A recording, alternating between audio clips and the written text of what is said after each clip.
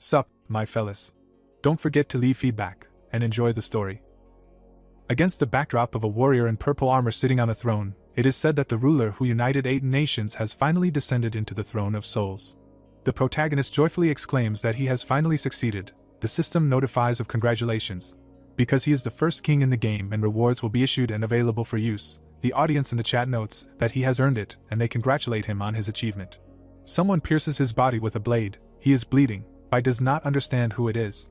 A mysterious villain in a hood and with a staff in his hands declares that the guy imagines himself a king, and he cannot atone for his sins.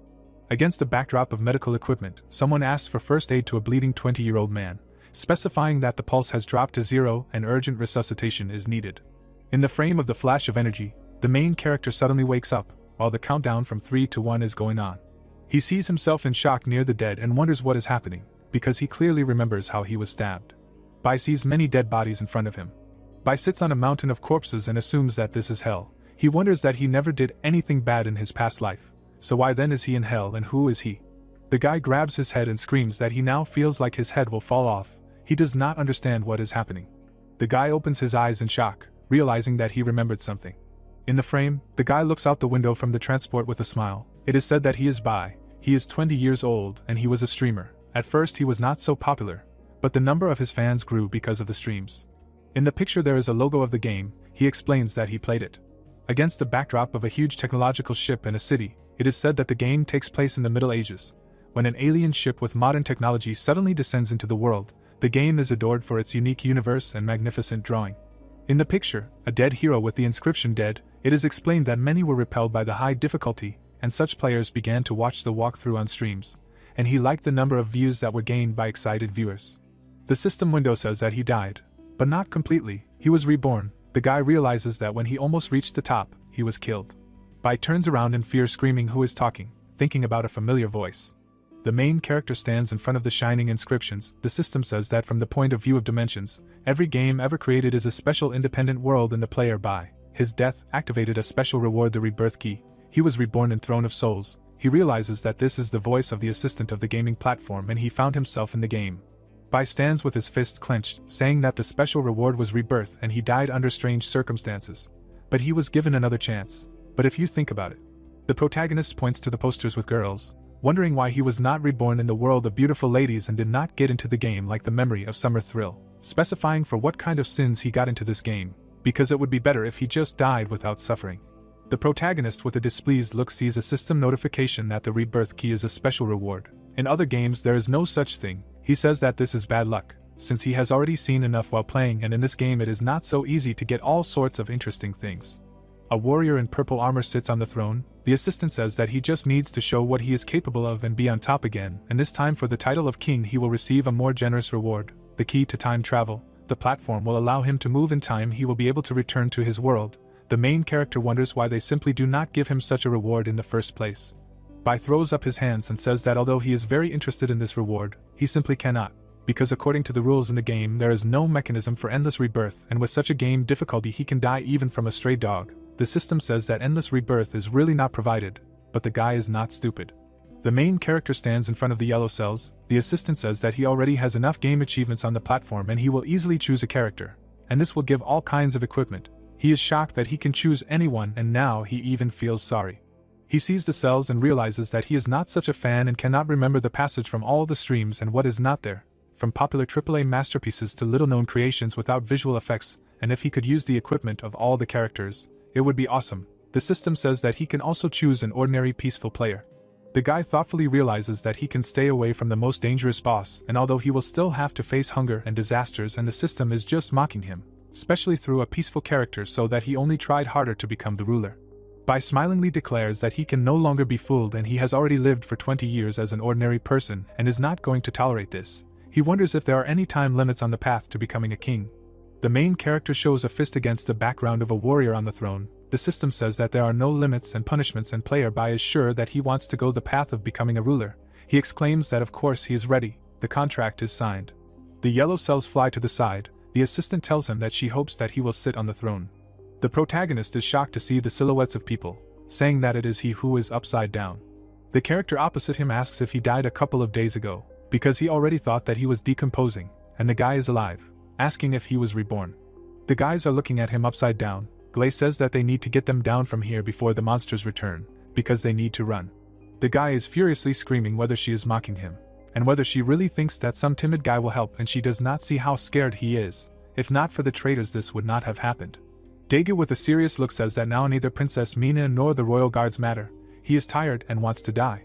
The princess is hanging upside down. The guy realizes that the Kingdom of Stars and her name sounds very familiar. The protagonist opens his mouth in shock, realizing that you will not meet these heroes right away, and the cave does not look like a place where newcomers appear.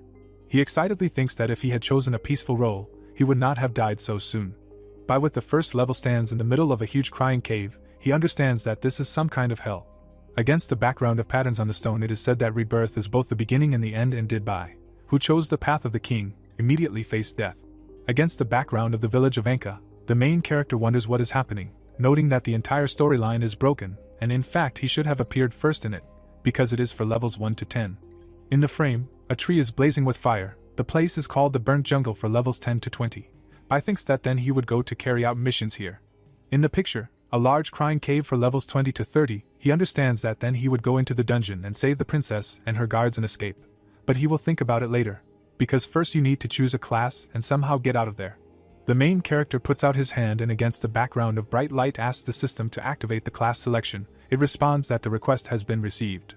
The picture shows a fighter in armor and with a sword. It says that this is a brave warrior, a melee class, has a long sword and a powerful shield, an ideal balance of attack and defense. In the frame, a girl with a book. It explains about the wood mage, a ranged class. He is able to use spells and potions, an ideal combination of attack and healing. The picture shows a fighter in a hood with daggers. It says that this is an assassin, a class that combines ranged and melee combat, uses daggers and throwing knives, an ideal combination of fast attack and dexterity. The picture shows a warrior with a bow and arrows. It explains that this is a master of the elements, a class that combines ranged and melee combat, uses a staff and a bow, is able to control the power of the elements. In the frame, a guy with a bat. It is written that this is an outcast, a despised class without any characteristics, has only rags and a club. He wonders why he even asks if his choice is the same as the first time, namely, an outcast. The system clarifies why among such amazing characters he chose the weakest one, and it seemed that this time the choice would be different. By with a serious look states that the choice of class in the game affects survival at the very beginning, and you should not get carried away with all sorts of things. Only the outcast class has difficulties with survival only at the beginning of the game, and in the middle you can find a hidden NPC and reset the settings, and then you can easily change the class. By looks at the outcast card and says that despite the high difficulty, this class is the most convenient, and it also has a hidden feature. You can get achievements by constantly changing classes, and at the same time you don't have to go through special missions. This is one of the reasons why he became the first one to complete the game, having received all the achievements. Against the background of a bright yellow sphere, the system says that he carefully thinks through his actions as befits a top-level player. The quests have been updated. The main quest is to survive and get to the exit from the Cave of Crying. The reward for completing it is 1 account unlock point. You need to unlock 24% of the items in the current player's inventory, or randomly open a new game account along with a quarter of the inventory. The guy gets up with a club and understands that the main thing now is to survive and get out of there. The guys nearby ask that he came to his senses. Bai stands opposite the tied-up heroes, hearing if he sees a rope, and let him untie them, and then they will be able to get out. The protagonist stands in front of the ropes, and wonders what will happen if he unties them, and if they know what the consequences will be. They shout to let go. The rope falls down. They thank Bai. House holds the unconscious princess, while Glay and Dagus stand behind him. The blonde says that if it weren't for him, they would still be hanging. The cat says that it would be better for him to hang there and die.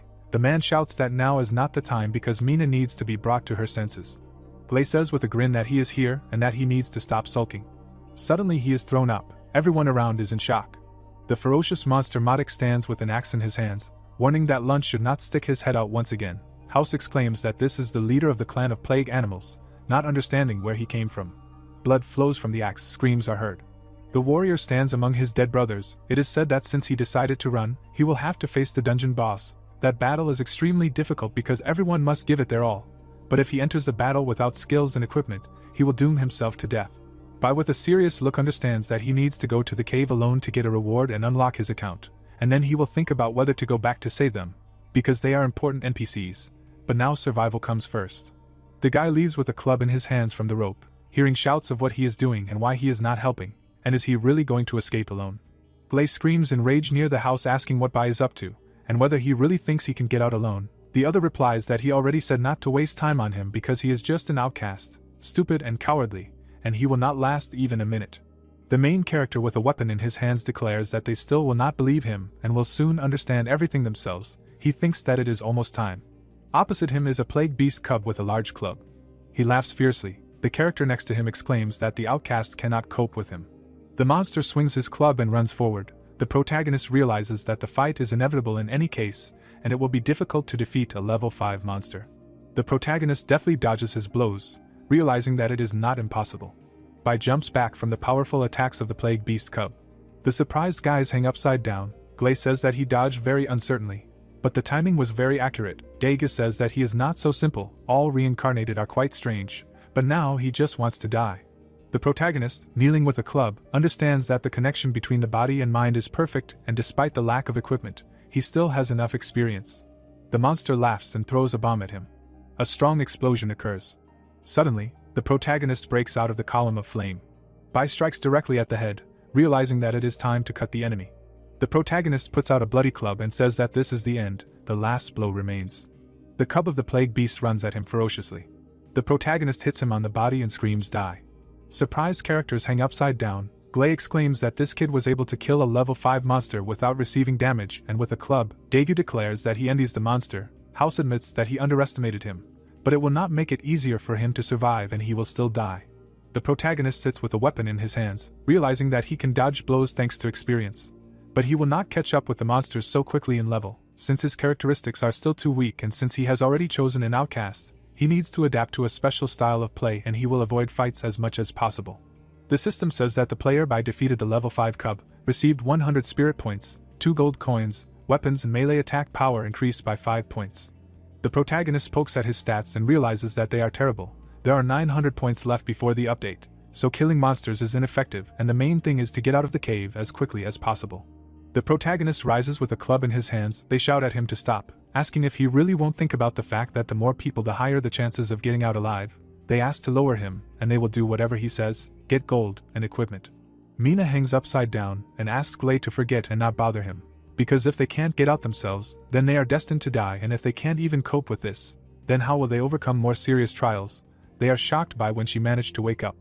She calmly states that she considers such a decision unreasonable, because he is only level 1, but she respects his choice, and advises him to be careful, because there is a fine line between life and death. The guy understands that she remains rational even in such difficult circumstances, and she is truly worthy of the title of princess. The protagonist with an important look states that he has his own plan and he does not want to tell it. Even if he says that he will come back and save them, they still will not believe. Mina calmly responds to House's objections that he is mocking him by asking him to calm down, and since he has so much strength to swear, it is better for him to think of how to get out. Bai with a baton on his shoulder glances back. Hearing that House understood the order, he understands that according to the plot, they will find a way to escape without his help, but then he will miss the achievements associated with Princess Mina. The guy seriously thinks that their salvation depends on whether he can get out himself, because they are important, but now his salvation comes first. The picture shows an ominous dungeon. Bai realizes that the Cave of Crying is the last dungeon of the first chapter, and there are many secret items in it. To collect them in the past he combed every corner, and therefore he is familiar with the location, and in order to meet as few enemies as possible, he must go here. The guy sees a monster from around the corner, realizing that he needs to save the main character. Someone in the vase asks who is here, and judging by the smell it is not a monster, and therefore he can come up, exclaiming that the interlocutor is probably interested in why the bull is talking. He clarifies that there is a person inside and he did not hear right. Bai stands in front of the vase, which states that he went to the dungeon for treasures, but hid from the monsters and then accidentally got stuck. He asks to just break the bowl and he will get out. He asks not to worry, because there are no monsters around and they will not attract their attention. The protagonist deftly breaks the bowl with a club. Lucci sits on the ground with a grin and exclaims that Bai saved him and now he is in his debt, because he can help with any mission. They stand opposite each other. The protagonist says that his friend was captured by monsters and he wants to save him, but is too weak. The man replies that he understood him, and notes that Bai is brave, but narrow-minded and was lucky to meet a fighter. They walk through the cave and see a monster. They are attacked by an adult plague beast with a hammer in his hands. Lucci notices this smell. They fight. The man clarifies whether he locked him in the bowl or not. The fighter pierces the mutant's body with a sword, screaming for him to die. Lucci deftly cuts the monster with a blade. The protagonist praises him. He replies that he could not enter the cave, being a loser. The guy with a sword on his shoulder says that he heard his friend's voice from there. They are standing in front of a cliff. Lucci says that he does not know if he can hold on any longer. Bai looks down and says that they need to save him quickly. He replies that it is quite easy. Lucci kicks him in the back, saying that there is one quick way. The protagonist quickly falls down. Lucci with a grin says that he is back to his old ways. When he sees someone on the edge of a cliff, he simply cannot help but push them, because he saved him. But Bai is reincarnated and such people are destined to receive punishment if they are found out. From the bottom of the cliff, you can hear how he found out that he is reincarnated. Lucci clarifies how he remained alive after falling from such a height. Bai, holding his side, sits on the ground and claims that if he had jumped himself, he would have died. But he was pushed and therefore everything is fine. The guy realizes that although he did not die, he feels pain all over his body, and here you can pick up equipment. The system says that one vessel with blood and one fragment of a glowing stone have been received. Lucci moves away from the cliff, saying that he heard that the reborn are very strange and it was probably worth chopping him with a sword from behind, and not pushing him. And now he is stuck in the abyss, so sooner or later he will die. The main character understands that in the game Lucci constantly pushed players into the abyss, but this can be especially beneficial. Bai drinks from a mug, realizing that he has not seen such settings before. He wonders what kind of rebirth mechanism this is. The system says that the main information is unlocked, and now he can find out that the reborn are people who rose from the dead under unknown circumstances. The protagonist wipes his mouth, realizing that the information is blocked and apparently such an important topic will not be revealed so easily, and you need to be careful with the title of the reborn, so as not to die prematurely. Bai lights the way with a ball, thinking that you should not worry about it right now. He stands in front of a large underground temple, realizing that there are no monsters behind. But it is still quite dangerous, and the most difficult is just beginning. It is written that this is a hidden location of the Cave of Crying, Lost Ruins. The protagonist lights his way, realizing that Throne of Souls is an adventure game with an open world and the development of the plot is usually abrupt and players have to look for clues from NPCs, monsters, bosses and in the most secluded corners. And all in order to reveal the truth of the world, and he has already completely completed all the levels and received all the achievements. So he knows almost everything about this world except for a few little things. The picture shows a crystal in the middle of the city. It is said that in the center of the world there is a huge stone called the World of Souls. Under its protection the world was harmonious and full of life, until one day. A ship hangs over the city. It is said that a drone of the deep void appeared. The ship begins to fall on the city. It is said that it was a coincidence that the ship crashed right near the crystal, and so the world was destroyed. Bai stands in the middle of the ruins. It is explained that although the crystal was broken, life went on, and new civilizations appeared, and the place where he is now is one of the ruins of an underground civilization. He seriously thinks that deep under the Cave of Tears there is an underground river, and he needs to get to the exit alive. But no one specified through which exit he should get out. He sees an abyss with spikes, realizing that the chance of dying is much higher than on the main path, since it is necessary to very accurately determine the location of the ledges, since one unsuccessful jump and death. Bai throws himself down, realizing that he has been on the verge of death so many times. The protagonist lands deftly on the ledges, thinking that getting to the bottom is not a problem. Spikes stick out of the walls. He thinks that the lower you go, the narrower the ledges and you need to be more careful. Although he remembers the location of each, you cannot lose vigilance. The protagonist's leg breaks and he flies down. He stands on the edge, realizing that he almost fell. The character with an ominous smile holds him by the shoulder and says that he thinks he is almost at the bottom, and it turns out that the exit is there. Bai turns around in fear. He waves a club asking who is there. The mysterious hero jumps back. Bai asks who he is. Master of the Elements Harvey with a grin notes that the level 1 outcast is so hot-tempered and he apologizes for scaring him and should not have appeared from behind so suddenly. He clenches his teeth and says that he just needed to stab him in the heart. The protagonist with a club screams who he is and what he is doing here. Shocked Bai screams that the guy is also a corpse from the abyss and is he also reincarnated. The fighter jumps over him and says that he really feels sorry for him because he was reborn as a level 1 outcast and he is a level 28 Master of Elements and he was unlucky. The guy flies into the attack, declaring that he does not even want to waste time killing such a player. He cuts Bai's side, blood gushes. The protagonist holds on to him and screams why he is doing this to him. Because he did nothing and they are both reincarnated and should help each other. Harvey with a smirk says it right in his face, clarifying whether the system did not warn that the main enemy of the reincarnated is another one of the same kind. He notes that he thought that the guy has some abilities, since he knows the path so well. But it turns out that he does not even know the most basic and he missed the only chance for revival. The protagonist in rage waves a club, shouting get out and he will not believe in this nonsense. Harvey breaks his weapon with a smile and says that it is not surprising that a level 1 outcast does not understand anything and he does not want to waste more time, but since he showed the way, he will not kill him. The hero jumps back, telling him to fight for his own life, and if he is lucky enough to survive, he will take revenge. The wounded boy asks the system what is going on and what other secrets it is hiding. It answers that it is deliberately not hiding anything. Notifications say that due to special circumstances, he has discovered some information about the reincarnated.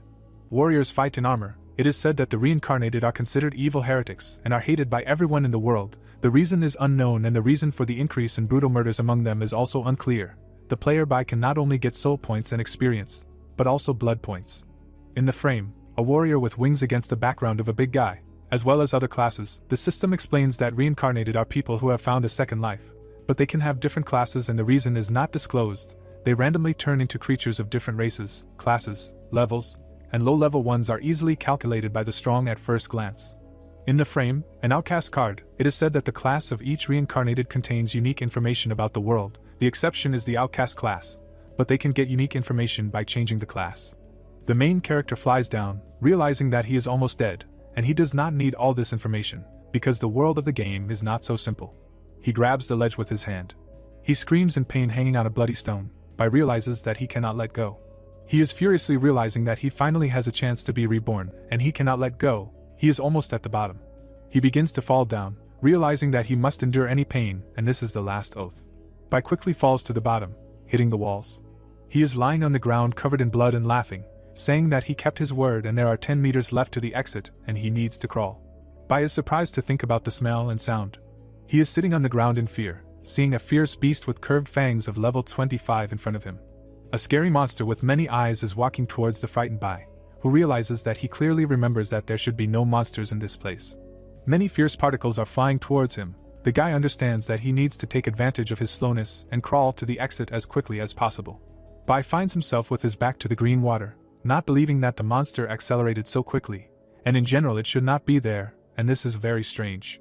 He is shocked to imagine Harvey and assumes that this is his doing, and he deliberately lured the monsters there. Because before he appeared everything was under control. Apparently, all that remains for him is to die. The protagonist sees the furious particles of the monster flying at him. He falls down, realizing that he should not underestimate such an experienced player. Finding himself in the green water, Bai begins to scream loudly. It is said that due to mutations, the river has turned into real acid that can corrode all living things. He clenches his teeth in pain, realizing that he will not give up so easily, because this is the only way to survive. Fierce little monsters fall into the acid. The protagonist understands that at least his clothes protect him, and for them it is deadly. The protagonist with reduced health crawls along the drain of acid, realizing that he must crawl to the exit at any cost. He looks up through the pain, realizing that he finally has a chance to start over, and he does not want to end up the same way as in his past life. In the picture, the character waves to the bus. It is said that Bai was born in a poor mountainous area and thought that if he gets into a good city school, he can change his life, so he left home. A guy is washing dishes in the kitchen. Someone is shouting at him, asking why he is slacking off and why there are still so many dirty dishes. Bai is grinning as he reads books with a flashlight, while the neighbor is shouting why he is doing this so late. Because he studies during the day and at night he prevents him from sleeping. The hero is sitting alone in the rain, realizing that despite the fact that he is constantly having a hard time because of work and study, he will never give up because he still has hope, and fortunately, he was accepted to the university of his dreams. But his mother was diagnosed with a serious illness and his world collapsed. All his work was in vain. Bai tried to earn money and borrow money, but still could not save her. A guy with a box stands in front of a big guy who shouts why it's taking so long, because he'll leave a bad review. The guy apologizes and explains that it's raining heavily outside and that's why he's late. They shout at him that the man doesn't care, because if he can't arrive on time, there's no point in working in delivery. They say that his part-time job and streams have become his whole life, although there was nothing special about the streams. His popularity has skyrocketed thanks to the game. Bai lies in a pool of blood on the ground. He explains that when he was at the very top, he suddenly died and death didn't really bother him, but he doesn't want to repeat it. He lies in the middle of acid, realizing that he was reborn into a game he knows very well. The wounded hero gets up while monsters are watching him. He realizes that he was unlucky from the very beginning of the game. He stomps his foot into the acid. The protagonist deftly runs away from the monsters, declaring that he will never die before becoming the ruler of the world. He stretches out his hand, which is bitten by mutants. He screams that he will definitely survive. The system says that he has successfully left the Cave of Tears and received 1 point. Monsters bite his entire body. The system offers to open 25% of the items from the previous inventory or randomly unlock a new game account. A strong green flash occurs. Lightning strikes enemies. In the frame there is a hero in armor. next to a potion and a blade. The system says that he chose the first option and he used the essence of holy blood. Blood recovery is increased by 100%. He put on a bloodthirsty shadow set. It significantly increases agility and intelligence with a special shadow bite effect. Bai also took a deadly dagger with high speed and damage. Green rays scatter small mutants. The main character in full armor declares that this is how a reborn should look. He effectively cuts monsters with his sword. They burst in the air and bleed. He says that it is better to take the inventory from the old account than to risk and take a new profile, since even though he took a quarter, it will be enough for him for now, because these are high-level items. Bai calmly walks forward, declaring that his story is just beginning. Fierce small monsters with fangs attack again. A huge mutant is visible behind the protagonist. The guy wonders why so loudly, because he knows that they are in a hurry, but let them be patient. The system says that the hidden mission has been updated. You need to kill a beast with curved fangs and get 3 times more soul points. The protagonist uses magic to spin the blades, saying something like this. He takes the handles and grins, saying that he was waiting for the mission. He uses magic and the Scarlet Flame skill, asking if the monsters are ready to turn into ash. He rushes into an attack in a rage, shouting that the real fight is just beginning. Bai flies at the huge monster screaming die. He cuts the mutant's flesh, screaming that he already knows what he's going to do, because if he's fast enough, he can take him down. He stabs him in the body with a dagger, declaring that he'll pay for the suffering he caused. The monster screams in excruciating pain. The system says that the Scarlet Burn is activated, the debuff from the Scarlet Flame. It causes an explosion and the burn damage will last 15 seconds. Excruciating pain is a debuff caused by the killer's combat skills. A deep cut causes pain. The large mutant roars furiously in pain. The protagonist, using magic, looms over him and screams that he'll put him out of his misery. He deftly attacks him with shadow absorption, an assassin skill where the player can create shadow clones that will focus on the target. They are immune to all physical and magical attacks for 5 seconds. The white-toothed mutant screams. Several clones attack him with daggers.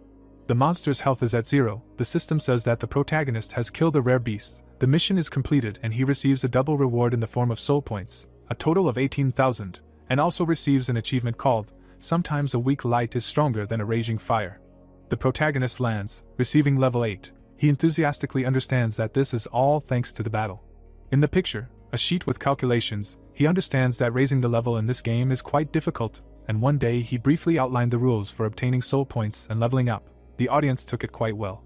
Against the background of various objects, the system explains that 108 gold coins have been received and several things. A dirty crystal vessel restores 30% of blood. A prayer of piercing suffering creates sharp blades that pierce space. To activate it, you need to kneel in a prayer pose. The main character points his finger at his stats, saying that this prayer is a very useful thing. He tried to get such a skill 30 times already, and in this life it appeared after the first attempt, and the guy chooses the assassin class, so for him the most important thing is agility. He just needs to increase it a little. Bai in armor looks at the inventory, stating that most of the potions and other additional items. He grits his teeth and realizes that it is strange that he had a lot of cool weapons and professional sets, and apparently he opened too small a part of the inventory. And in addition to the assassin, he unlocked 2 more sets. In the frame, a huge red character with a weapon, as well as a flying warrior with a spear. The system says that the Bloody Dragon armor set can be used by those with strength above 80 and the highest grade heavy armor gives endurance that ordinary people cannot control. The Dragon Ridge Sword, the Prophet of the Starry Sky. The magic set can be equipped by those with intelligence above 100, the Deep Space Beacon. This is a first-class staff made of golden meteorites, ideal in combination with Star Magic. Bai realizes that although he cannot use the sets now, other unlocked items will help him survive at first. The protagonist sits on the cliff, thinking whether he should go back to save Mina or better leave, because as far as he knows, he would have done well alone. But he knows little about the reincarnated and how much the game has changed because of them. Are there other innovations that could change the original settings? The princess gives the title to Bai with a sword. He understands that he knows little yet, and it is better not to take risks alone. It is better to join her, and according to the plot, Mina's minions will help him in the future. He thinks with a serious face that even if he deviates from the plan and betrays him, he will still enlist support for a while. Bai runs through the cave, realizing that he needs to move forward. There are many dead bodies on the ground. The protagonist suddenly encounters monsters that immediately attack him. Bai deftly touches the rocks and uses the skill of piercing suffering. He calmly stands opposite, saying that he almost got rid of the monsters on the main path and only the boss remains. The system congratulates him on successfully reaching level 10. Now he can check his reputation and choose who to unite with and who to feud with. Bai looks at the princess on the screen and wonders about the reputation system, because this function was not in the game, and it seems that he should not act alone. The protagonist with a grin says that he wonders what kind words they managed to discuss him with.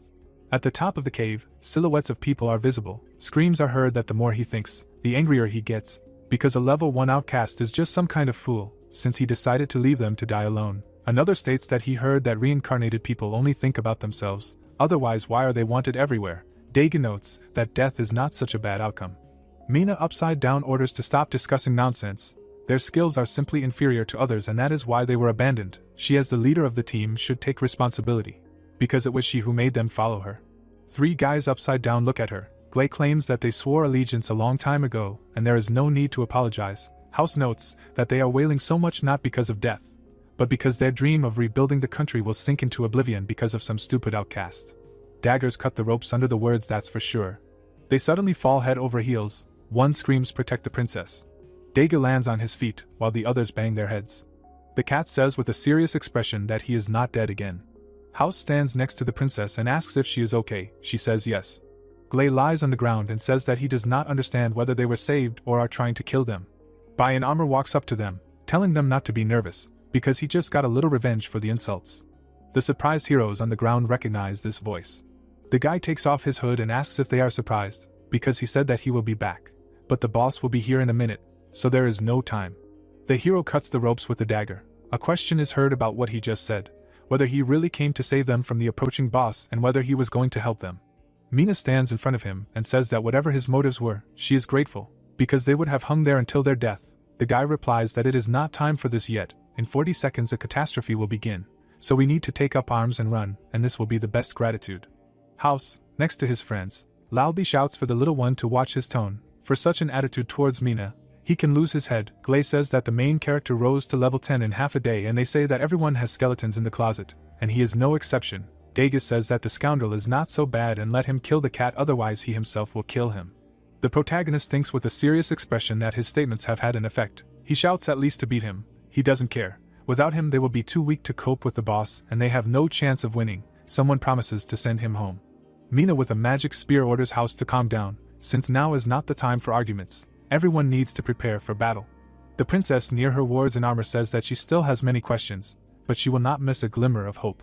Bai understands with interest that the princess has not changed much. The hostility of her guards is caused only by his actions, and not by the fact that he is reborn, and at least they can unite for now to fight the boss. The protagonist throws an object, saying that there are 10 seconds left. The system says about a thunderstorm trap. Electricity spreads throughout the body. Bai in the midst of lightning understands that the first part of the battle is beginning. He shouts for them to give him 3 minutes. They are at a loss as to what he is going to do. The silhouette of the enemy appears nearby. He lands near them, saying that the prey should not stick its head out once again.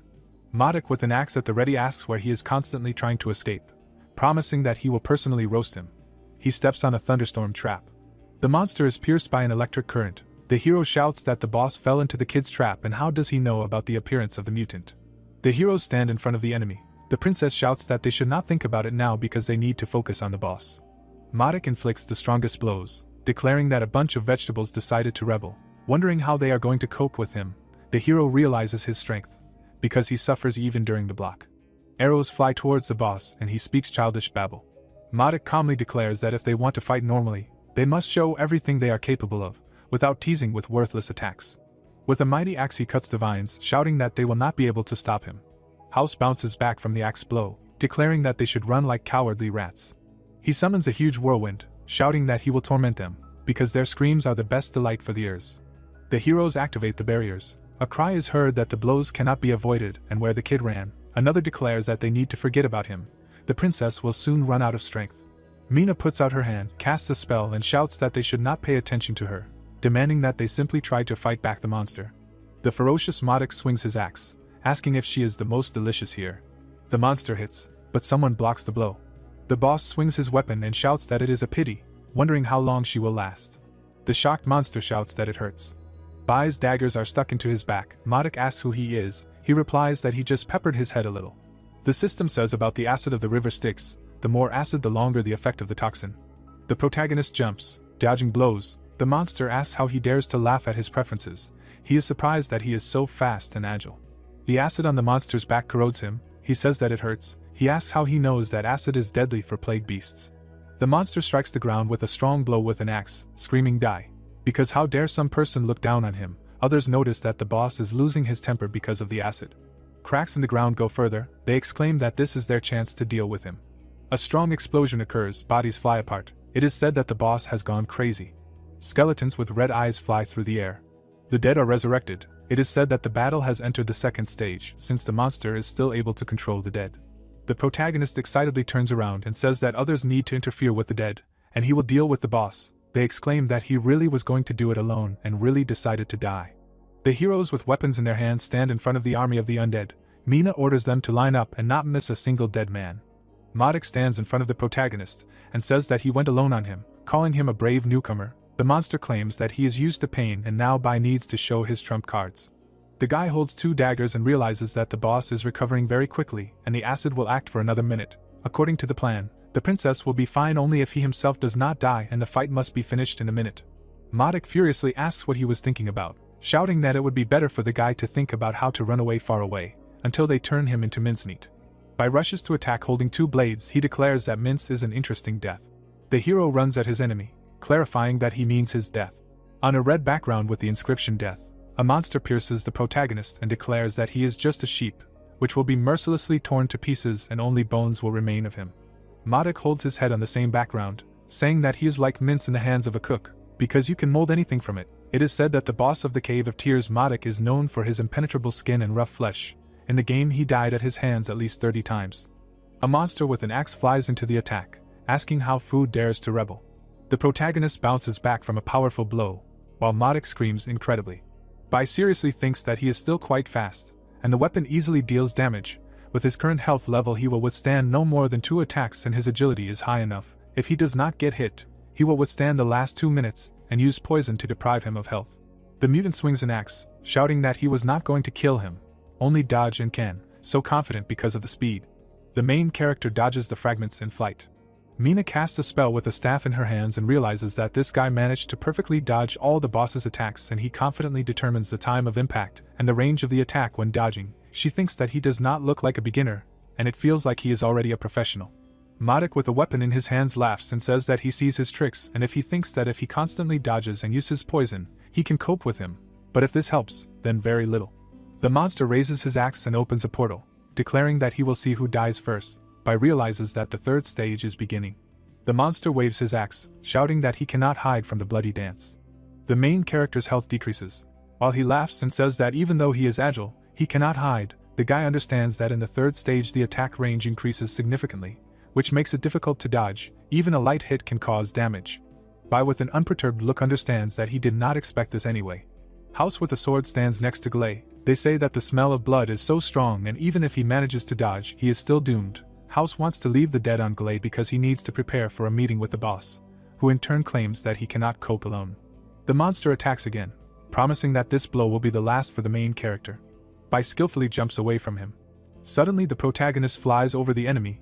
He is shocked by how the kid teleported and where he got such a skill. It is explained that in the past he went such powerful blows, tried to distance himself to avoid the attack, but in the end he died like a coward, and now the key to victory is close combat. Bai deftly cuts the enemy's back. Madoc's back is badly injured.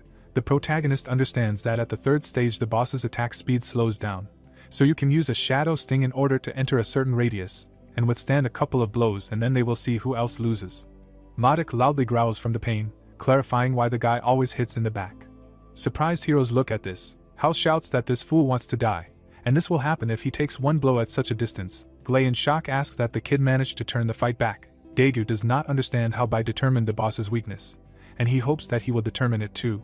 Madoc strikes blow after blow. The protagonist dodges. Bai runs to attack again. He jumps up and hits the mutant with a blade. The monster waves his hand and screams contentedly, noting that he didn't think that some mincemeat would bring him to such a state. Madoc activates magic in a rage and declares that he barely managed to get this item, and he is forced to use it against some loser. But now is not the time to complain. The system talks about a blood-sucking rune, an imitation of equipment from deep space. You need to use it to absorb blood from the enemy's body to restore your health. The dead rise against the background of the boss. He screams that he will restore his health and tear the guy to pieces. He is shocked that this is true. The guy is frightened to realize that the boss should not have such a skill and why new settings appear precisely in battle. Madoc stands in a yellow pentagram. The system says that an insurmountable barrier surrounded the target, cutting off its connection with the world and preventing healing. He screams in rage that the skill is interrupted. Mina with the staff decisively declares that there is no need to worry, because this is only an imitation of space equipment, and even her spells will not penetrate it. You need to forget about the dead and focus on the boss. Madoc swings an axe, shouting that it is all her fault, because she ruined his plans and it was worth killing her right away. The frightened heroes among the dead shout that they are too late. Suddenly, the protagonist blocks a blow that was flying towards the princess. Mina in shock screams that she is sorry. The protagonist decisively declares that there is no need, because it is his own fault that he was distracted and put everyone in a dangerous position. The monster looks at him and shouts that he is a stubborn fool. How much longer is he going to get on his nerves? He promises that he will finish him off. The protagonist stands in front of the princess and declares that this blow will solve everything. Madoc stands opposite and understands that something is wrong, because the aura seems very dangerous, and it feels like his blood is even stronger. Madoc turns around and runs away, screaming that he will spare him today. All the dead fall to the ground. Mina goes to her charges. Hao screams that they apologize because they were late, and she almost got hurt. She replies that everything is fine and the main thing is that they are alive, and the rest is unimportant. The main character runs forward and screams that this is not all and that they cannot relax. Mina exclaims for him to stop, because now it is better to get out of there as soon as possible. Bai flies forward, claiming that he has his own plans. He attacks the monster, using the killer shadow stance. He finishes off the monster, screaming that the boss must die. He is shocked by the level increase. All the heroes receive a level increase. Hao states that if they let the boss escape, everything will end sadly. The main character is furiously blazing, getting level 12. The system says that the boss is defeated and 320 gold coins and 15,000 soul points are received. He understands that now that the main test in the executioner's cave is passed, you can catch your breath. The frame shows an axe, a book and a crystal. It is said that the player received a weapon. This is a sharp battle axe soaked in blood and flesh. Owning it will easily drive you crazy thanks to a unique skill. About the Book of Necromancy, it is explained that it allows you to control the dead below level 30. And when used, the life force of creatures below level 10 is absorbed and your own health is restored. Mina stands opposite him with a smile and says that she should not have given advice, because he was right. The girl thanks him for saving her and says that she is in debt. He replies that if he remembers correctly, they already owe him twice. But they will do this another time and talk when they get out. The protagonist with a serious look realizes that in general, everything matches, but there are also a couple of contradictions and perhaps the fact that he is reborn. It is necessary to understand this as soon as possible. Bai stands surrounded by heroes. Glay exclaims that this is amazing, because it is hard to believe that he has changed in such a short time, as if he became a completely different person. Dagus says that this is his whole nature and he is grateful for the rescue, but now he would like to fight to the death. House puts his hand to his chest and says that he was initially hostile to him, and said a lot of bad things and now he is ashamed. He sincerely asks for forgiveness. The system says that the reputation of the princess and her retinue, the brave rescue of the protagonist, has significantly increased their favor and the overall level of trust is now friendly. The protagonist thinks what is the reward for the promotion. He realizes with a serious expression that while his reputation is high, he needs to gather more information and this is the main thing to do now. He states that he is not a hero, but just a reincarnated person, whom everyone wants to get rid of and apparently, they do not really care about the guy.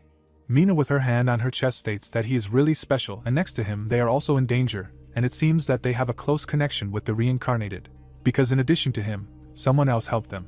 The guy asks again in surprise. He stands opposite her with a smile and asks to tell more about him, since he was just reincarnated and would like to know more. Mina, turning away, states that it is better not to stay here for a long time and they can talk on the way. They walk through the cave. You can hear that they are finally safe and although the boss is killed, there are still a lot of monsters around, and you cannot relax. Against the background of rocks, it is said that in order to tell more, it is worth starting with a story about the reincarnated in general. The picture shows heroes of different classes. It is explained that this is the name for those who died and returned to life for unknown reasons and they usually have unique abilities. They first appeared after the Fallen Star War, and they think differently than ordinary people. But most of them are cruel, and they break the rules by moving alone. In the picture, the hero is standing among golden signs. It is explained that initially they were not particularly paid attention to until an ancient prophecy came down. The general meaning of it is that the world will collapse and only a few will be able to restore and unite it. Each country considered the awakened heretics, and refused to admit that the power they received as a result of the division would be stolen by some loner. A warrior in armor and with a sword stands on the ground. It is said that the reincarnated one who helped them is completely different. He is strong and very noble. Mina turned to Bai and says that they are very similar to him. She walks ahead, saying that meeting them is luck, and although her fate is rather depressing, their fate will be even sadder because of the worldwide hatred. The princess throws the blade towards the hero and says, "Here you go." Bai grabs it. He looks at the dagger. Hearing that it was given to him by that reincarnated one, the system says that its damage is comparable to a knife. It can hide the true identity of the owner without using high-level items. He seriously wonders where the dagger got such an effect, and he has never seen anything like it. Mina turns around with a smile, saying that this blade can hide the identity and reduce the threat, and with it he can find that reincarnated one, and he needs it more. The heroes surrounded her. House asks how she could give such a cool item, because her identity will now be revealed, and it is dangerous. Glay exclaims that this is true, maybe the kid helped them, but it was possible to thank him somehow else. She replies that she thought about her decision well and there is no need to object. Bai holds the blade and understands that it is all about increasing reputation, because this dagger will really come in handy, since it will hide it from high-level reincarnated, and the princess is kind as always. She turns around with a smile. He understands that her destiny is not to be a queen at all. In the picture, the ruler stands in front of his subjects. It is explained that as the last representative of the Star Kingdom, Princess Mina was supposed to continue as a member of the royal family. But a catastrophe occurred, and when the crystal was broken into 8 fragments, as a result of which the world underwent huge upheavals. The stone shatters into pieces. Monsters are depicted against the background of planets. The protagonist understands that although there were no living creatures on the expedition ship, unknown genes transferred to the ship led to mutations and an apocalypse began in the world. A warrior wearing a crown and holding a sword points his weapon at a dragon. It is said that in order to protect the world, the Star Kingdom mobilized its forces and united under the leadership of the 8 lords to engage in mortal combat with the mutant army, a war known as the War of the First Fallen Star. Although they managed to destroy most of the army, the Star Kingdom depleted its resources, which coupled with the deliberate weakening of the 8 lords. Golden statues stand around the throne. It is explained that this led to the fall of the Star Kingdom, and the 8 lords declared independence, and each took a shard of the World Stone, even though these events happened 100 years ago. Mina is surrounded by enemies with swords. It is said that the princess is still considered an eyesore. The princess stands in front of her army. It is explained that the more pressure she was put on, the stronger she became in the path of rebuilding the kingdom. Glay stands next to the guy and asks why he stood there.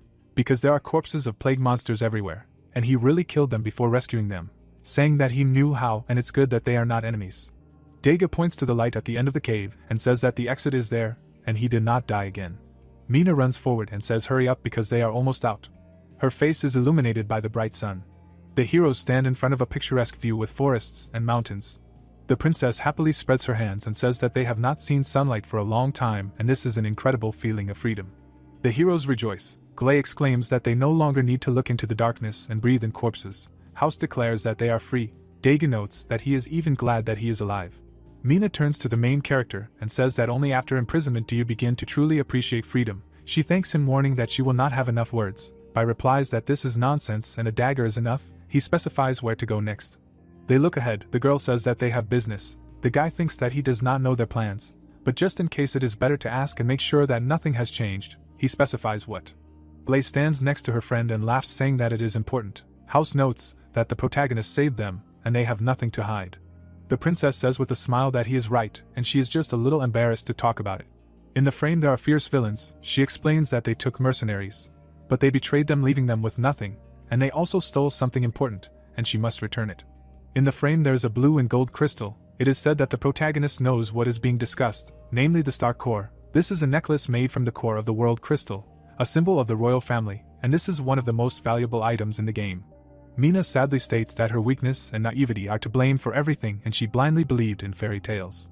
House hits the wall and says that it's not the wall, because they were too weak to protect it. Glay stands next to Dega with a sad face and says that their weakness is only part of the problem, because these guys disguised themselves, and they didn't notice anything. The cat exclaims that this is true, because he didn't even smell some strange smell and thinks that it will be difficult to find them.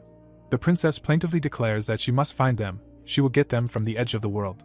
Bai looks at them with a grin and says that they shouldn't go so far, because he knows where they are, while his friends ask again. They stand on the edge of a cliff. House asks if he really knows where they are, and where from, because he better not joke. Glay shouts that this is another amazing news, and he at least understands how important it is for them. Dega says that he doesn't think it's true. The princess silently looks forward.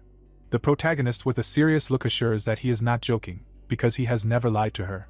House says with a serious expression that it is true, even though they have only just met. But he did not lie to them. Glay says that it means what they plan to do with such difficulty. The cat exclaims that's how it is.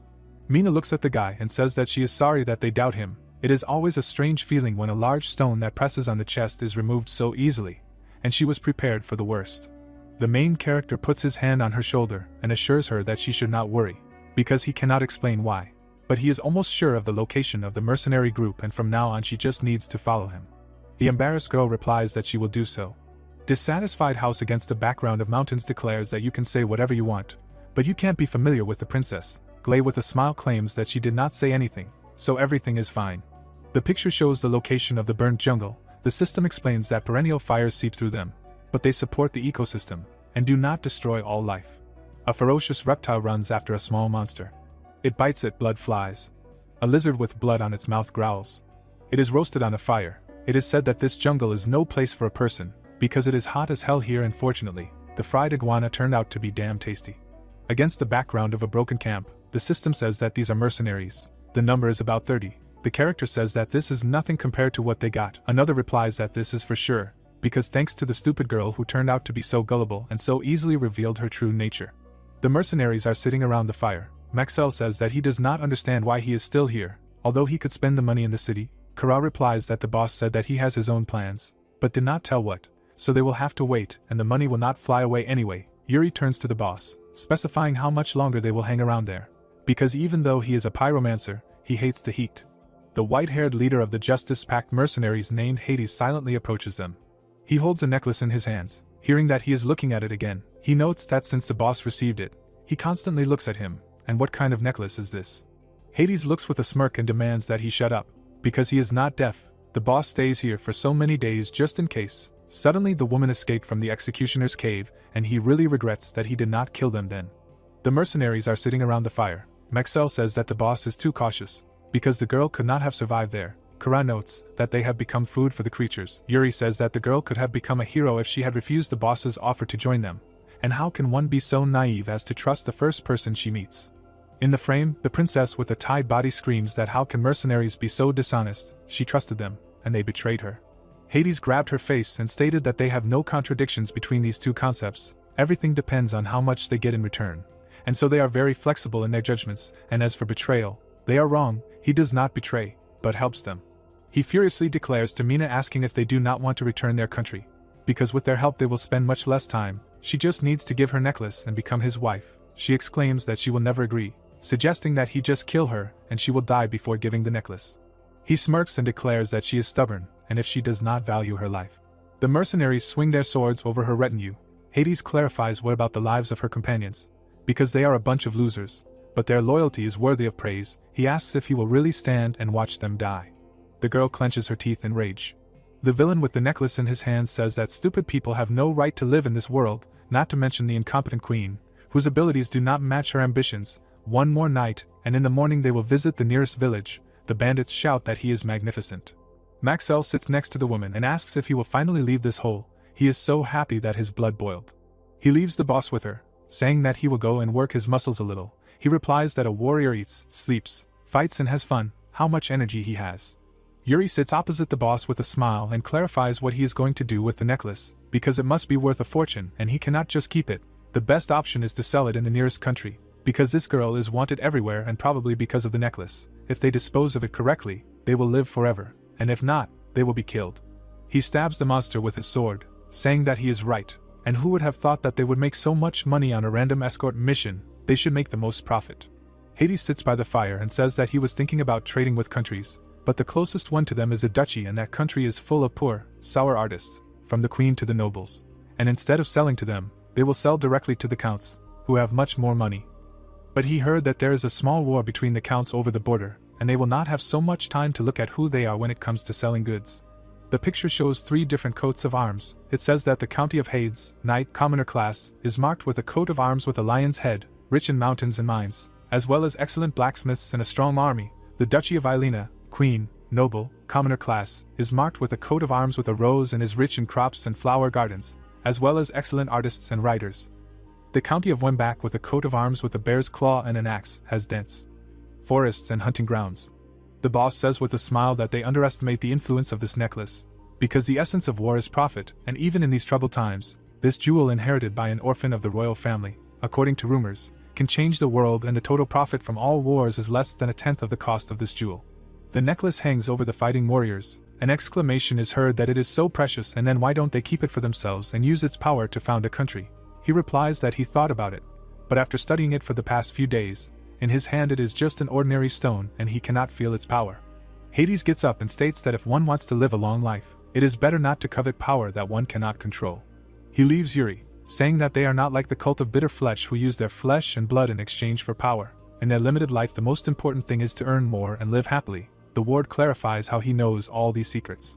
The boss with a smirk states that it is no longer his business. He orders to tell the people to prepare for tomorrow, because they are going to the village. The ward replies that he understands. Dead in armor lie on the ground. He says that he does not believe that these bastards are still here, and if not for Bai's abilities, the whole camp would know that they survived. Mina walks through the forest, asking how they can get the necklace back if there are more enemies. The heroes look out. House says that no matter how much he wants to rush into the enemy camp and grab it, but in an absolutely unfavorable situation, fearlessness is a death sentence. Dega says that he will distract them and they will attack the captain. Glay asks how he is going to do it. Just yell, because in his opinion it is better to wait until late at night, when it will be possible to sneak and do everything quietly. The protagonist turns to them and explains that they have no more than 3 hours, because soon they will find the corpses of the patrolmen, and the whole camp will rise on alarm, since the leader of the mercenaries is cautious. Mina looks at Bai's back and says that the guy is a tough nut, and he is not only a good actor but also very attentive, so they will have to give up and look for another opportunity. He replies that it is not that there was no chance. The heroes look ahead. They ask to tell about his ideas. They clarify what is going on in his head. Bai says with a smile that their main disadvantage is their numbers, and he has something to compensate for it. Against the backdrop of forest fires, it is said that deep in the jungle there is a nest of red spiders, and although they are only level 10 to 20. In the picture there is thicket. It is explained that his plan is this. First they go to the nest and carefully lure out as many monsters as possible. The eggs are lying among the thicket. It is said that then they will bring them to the mercenary camp and they will simply pit them against each other. Another states that even if there are many ordinary monsters, it will not be difficult to kill them, because their level is low. Against the background of the spider, Bai says that this is so the monsters are only there to catch them off guard, and so the main key to success depends on whether he can lure the spider boss. In the frame, a giant ferocious spider, the main character talks about the red flame in the mercenary camp. They ask again. It is written that the boss is called the Widow of the Red Flame, level 30. They do not believe that he wants to lure him out alone. The heroes walked among the burning trees. The man said that this was an interesting plan, but it was impossible to implement.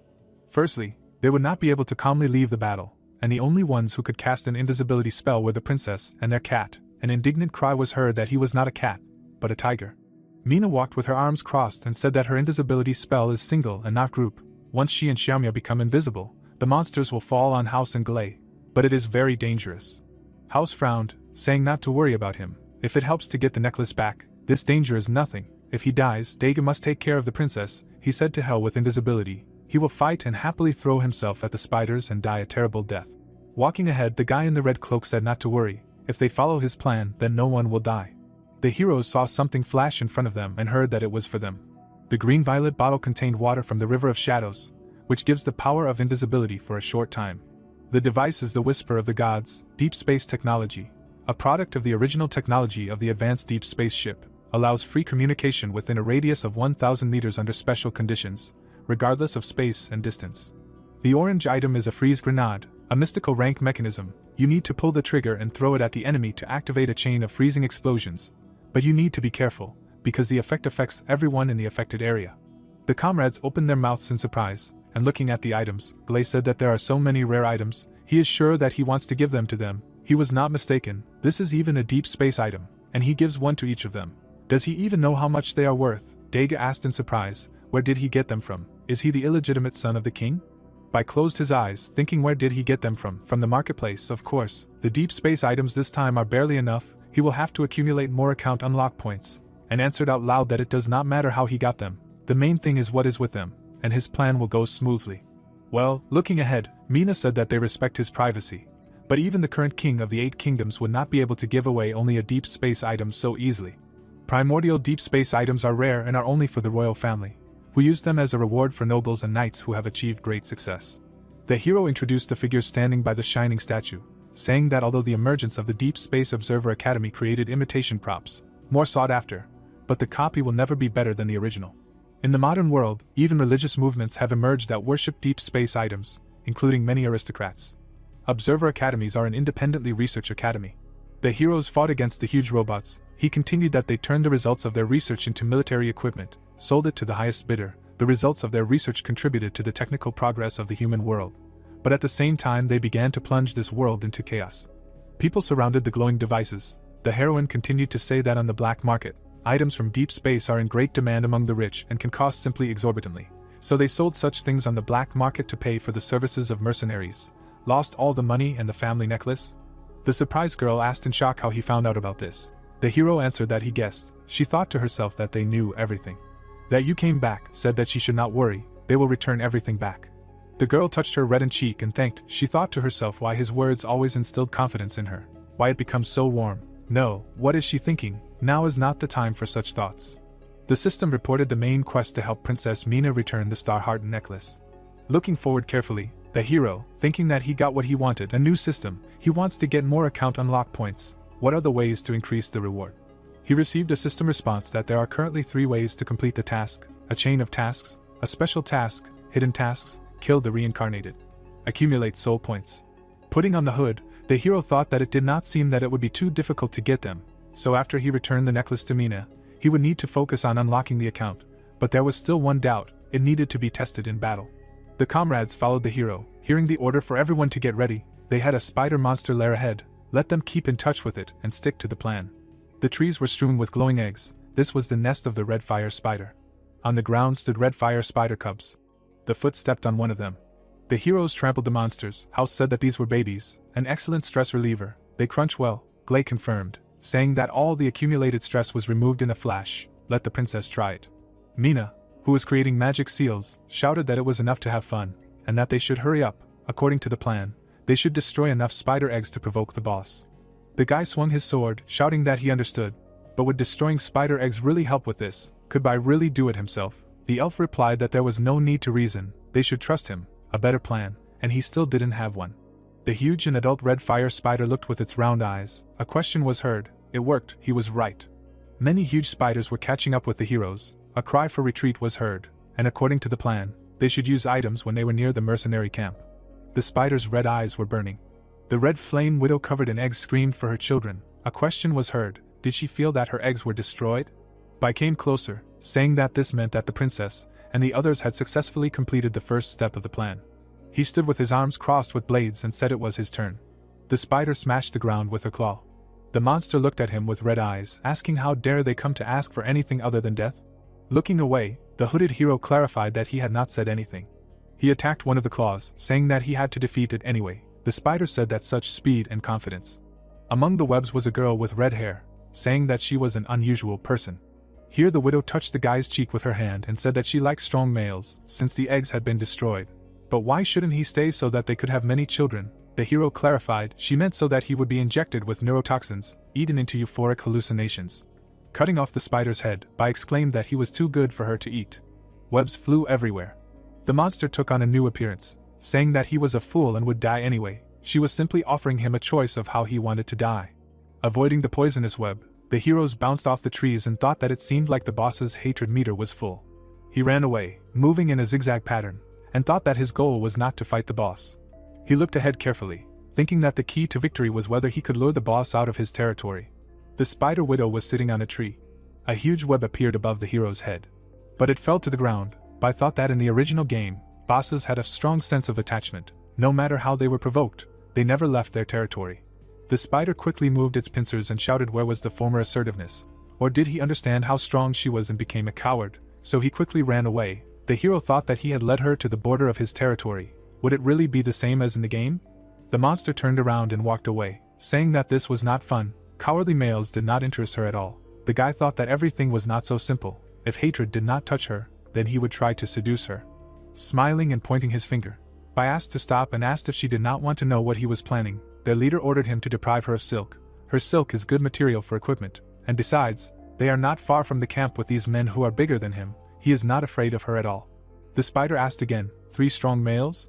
She followed the fleeing hero, shouting that she was absolutely delighted. She would have many children. Let him take her now, or she would kill him on the spot. The hero thought that it was ready. He was right. The world corresponds to its original setting. Well, as they say, you just need to find the right approach to everything, so you need to hurry. Looking ahead, the guy thought that he could rely on his knowledge of the game and his brain to do things that he could not do in the game before.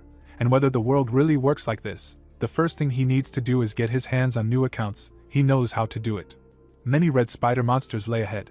The heroes ran away from them. The guy asked how Bai came up with this plan. Damn genius.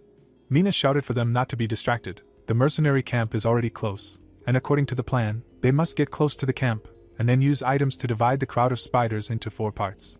She presented a diagram with arrows, saying that the key to success was to surround the mercenary camp from 4 sides so that they had nowhere to run out, an incredibly dangerous thing, but with the help of Bai, it could be done. Resolutely looking forward, the girl said that they must work together, and not waste the items received from Bai. A huge mass of spiders divided into 4 parts, catching up with the heroes, who ran to the side. The guys lay with their mouths open. Words were heard that they found this when they came to replace them. These 2 were killed quickly and without sounds. Who attacked their people? They already investigated this place. There is no one here. Did some kind of beast do this? The blonde man crouched next to the body and said that this was a wound. It was not a beast. Someone pierced him with a sharp dagger. The comrade was surprised, asking who. Is it possible that the girl and her minions actually survived and are taking revenge? Hades frowned forward, saying that there was no one like this woman's class of weapon and assassin skills in the group, and wondered if they were, then who.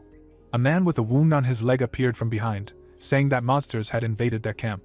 The man held his wound on his body, shouting that spider-like monsters were advancing from all sides of the camp. They could not break through. Only because he was patrolling the outskirts of the camp, he managed to get out and report it. But for a moment he thought he saw a woman, but then she immediately disappeared.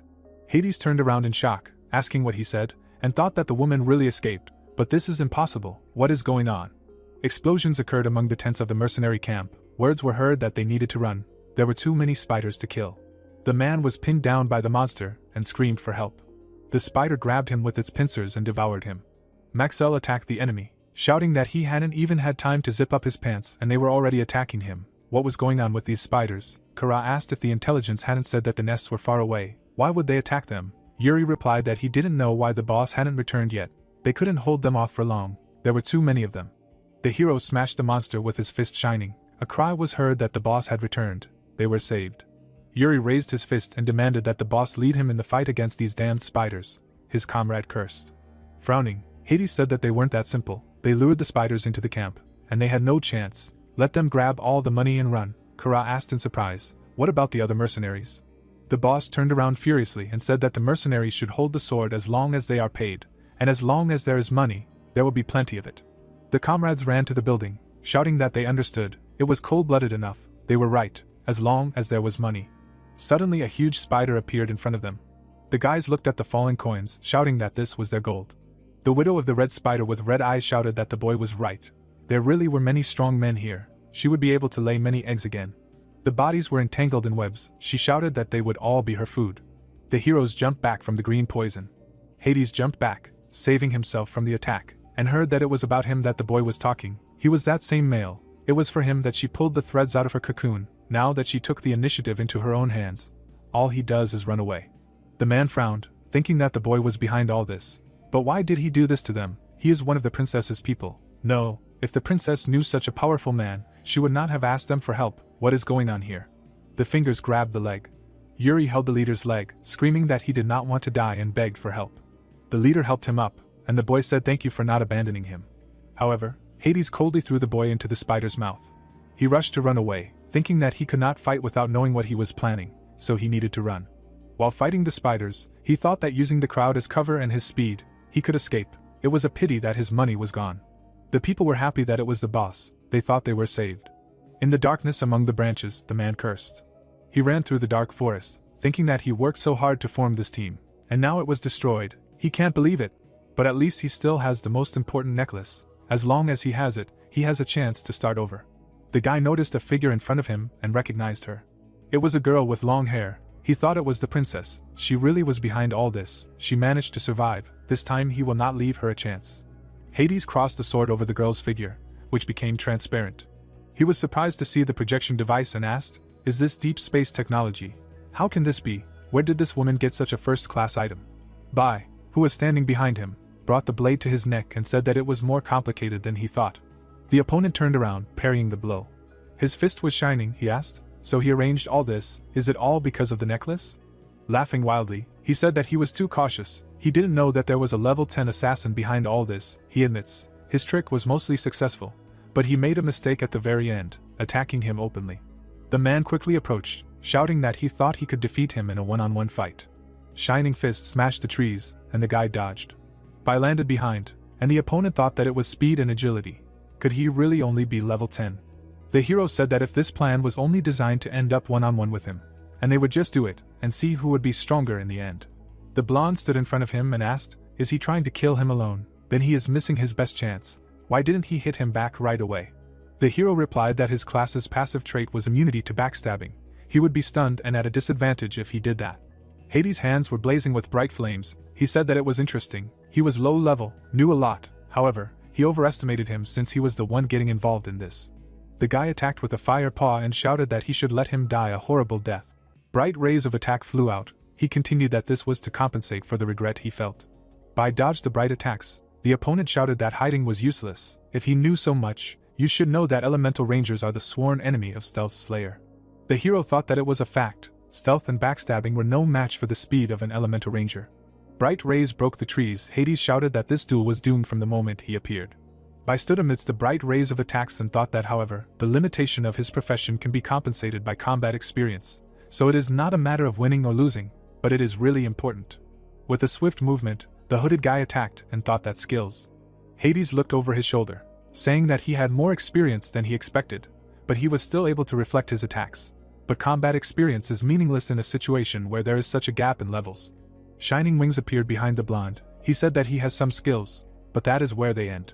The hero thought that his base level is 10, and the upper limit of 30 only affects attributes but not skills, so his skills are only at level 10. A full skill of a pumped-up level 30 allows you to apply elements of nature to yourself to strengthen your attack and defense. The enemy attacked with a shining fist, shouting that he will first kill him, and then that woman. He hit the guy with a shining wing, shouting death wishes. The guy thought it was funny. The tattered red cloak fluttered. A question was heard, and that's it. He underestimated him. Bai picked up the cloak, saying that if he was brave enough to go one-on-one with him, he would definitely have a way to kill him. Hades laughed furiously, shouting, what was he going to do to get rid of him? The hero held a purple crystal with a smile, and said that he would use an item. It was the Lord of Power, a level 50 consumable that would unlock a skill from level 50 for 3 minutes.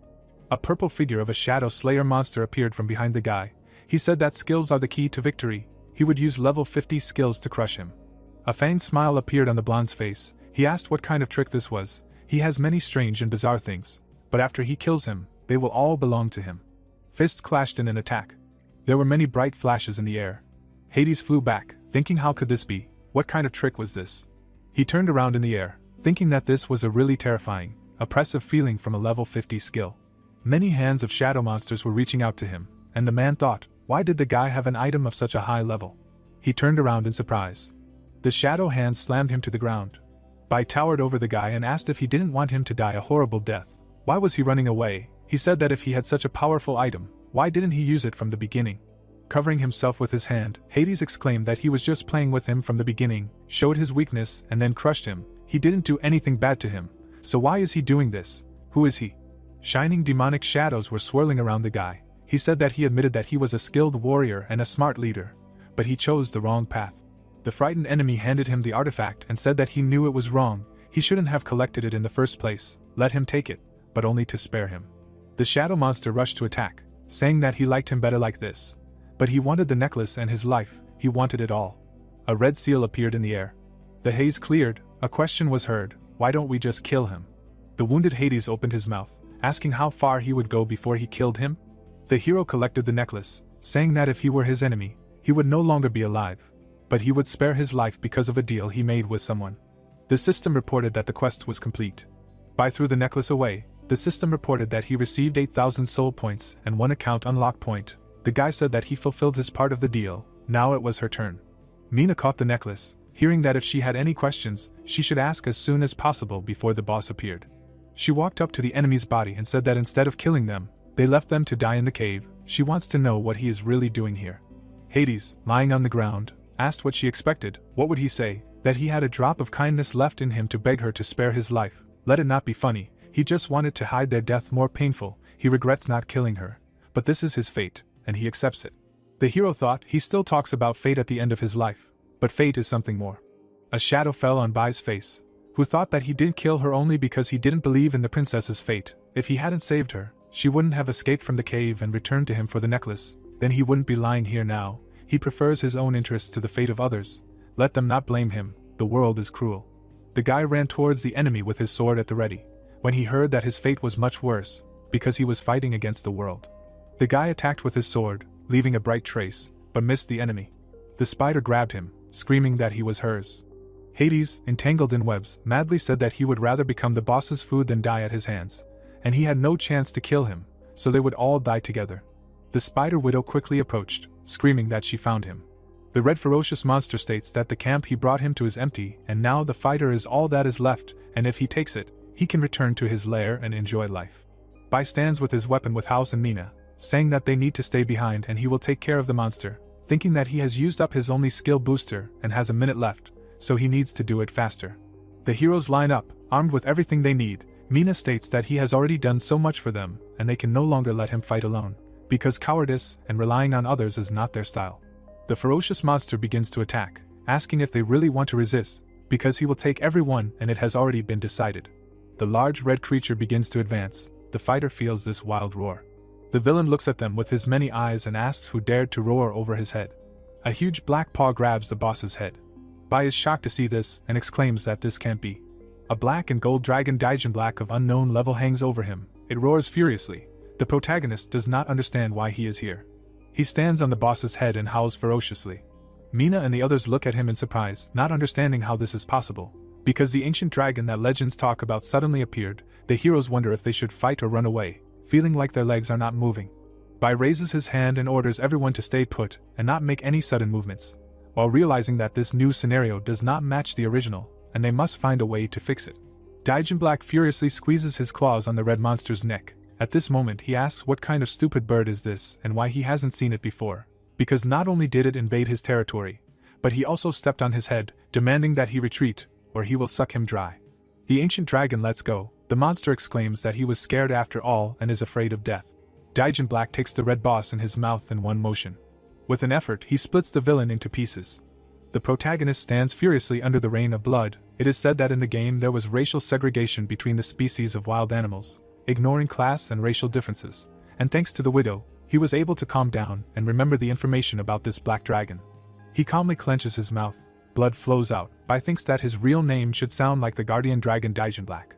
The picture shows him and dragons of a different color. The protagonist realizes that this was one of the 3 creatures that guarded the soul of the world. In addition to the male black dragon, there are 2 more females in red and blue. All of them are legendary and powerful, and since the soul of the world was destroyed by the destruction of the royal castle, the black dragon itself was last seen in the first battle of shooting stars, after which it disappeared. And although the protagonist does not know exactly where it was, and countless times passed it as a hidden boss, but he did not dare to do anything until he got the last level, because if he meets it now, he will definitely die. The dragon rises on its 2 paws and a ball forms in its mouth. Bai understands that the dragon will breathe fire, and they will not be able to do anything about it. The protagonist desperately extends his hand and asks to stop and not kill them, because they are not enemies. Daijin Black looks at him questioningly. The flying monster slams its mouth shut. Glaze stands next to House and Mina, not understanding what happened. The other tells him that because of incomprehensible words, Bai canceled the attack. The girl says that this is the dragon language. A huge monster hangs over the protagonist and asks how such a small person can know the language of dragons. In the whole short and ugly history there were no more than 10 people who spoke it. He in turn answers that not only does he speak this language, but also knows its noble and secret name. A window appears with information that the protagonist used the skill book The Secret of the Dragon. The frame shows the characteristics of the item. The description sounds like, listen to the whispers and teachings of the dragon and reaching the perfect resonance often, you will gradually begin to understand and sound like him. Then it says that you need to use the skill book to learn the language of dragons.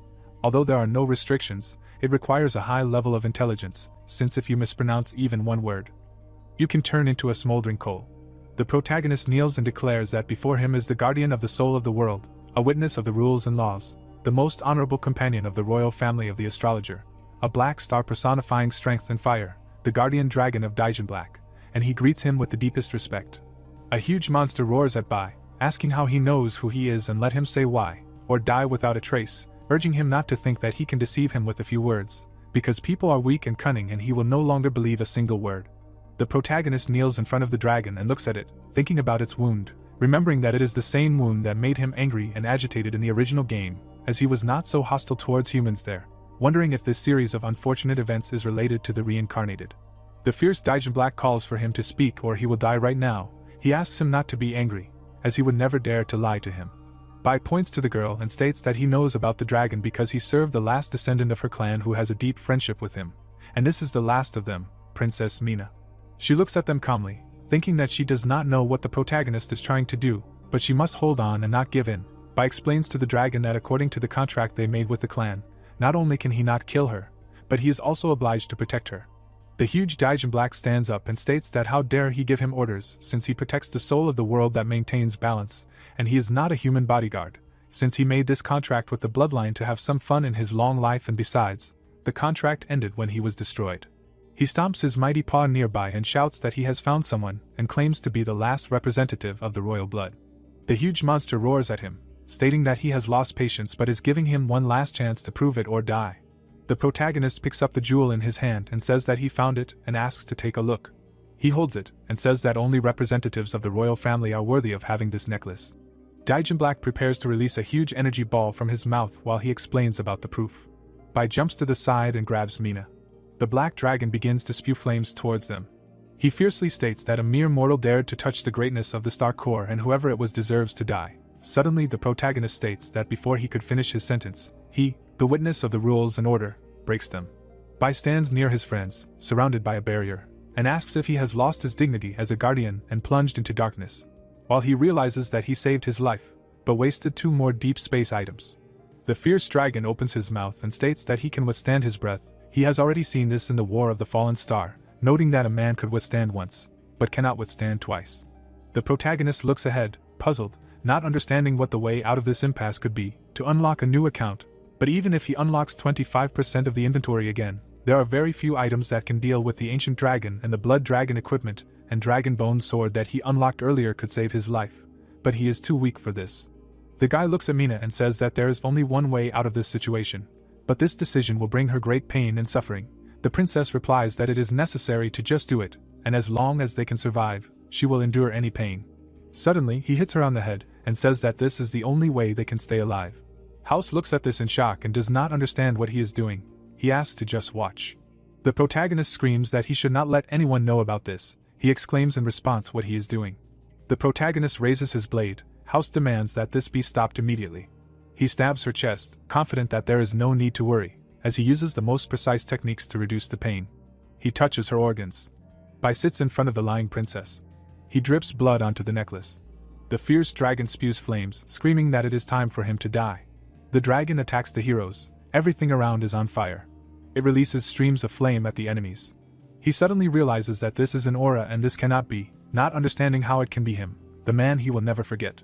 In front of him, a warrior in armor stands furiously, who calls himself the first king of the country Manhwa. He stands with a huge sword and shield. The dragon states that he died hundreds of years ago, wondering why he came back to life, realizing that this cannot be and this is an illusion. The protagonist holds the princess in his arms and invites the dragon to check for himself how real this illusion is. Daijin Black opens his mouth, starting to gain energy, and calls them pathetic people. How many times they fought to the death, but this is the last time. He attacks them, promising that he will not leave even dust from them. A very bright flash occurs.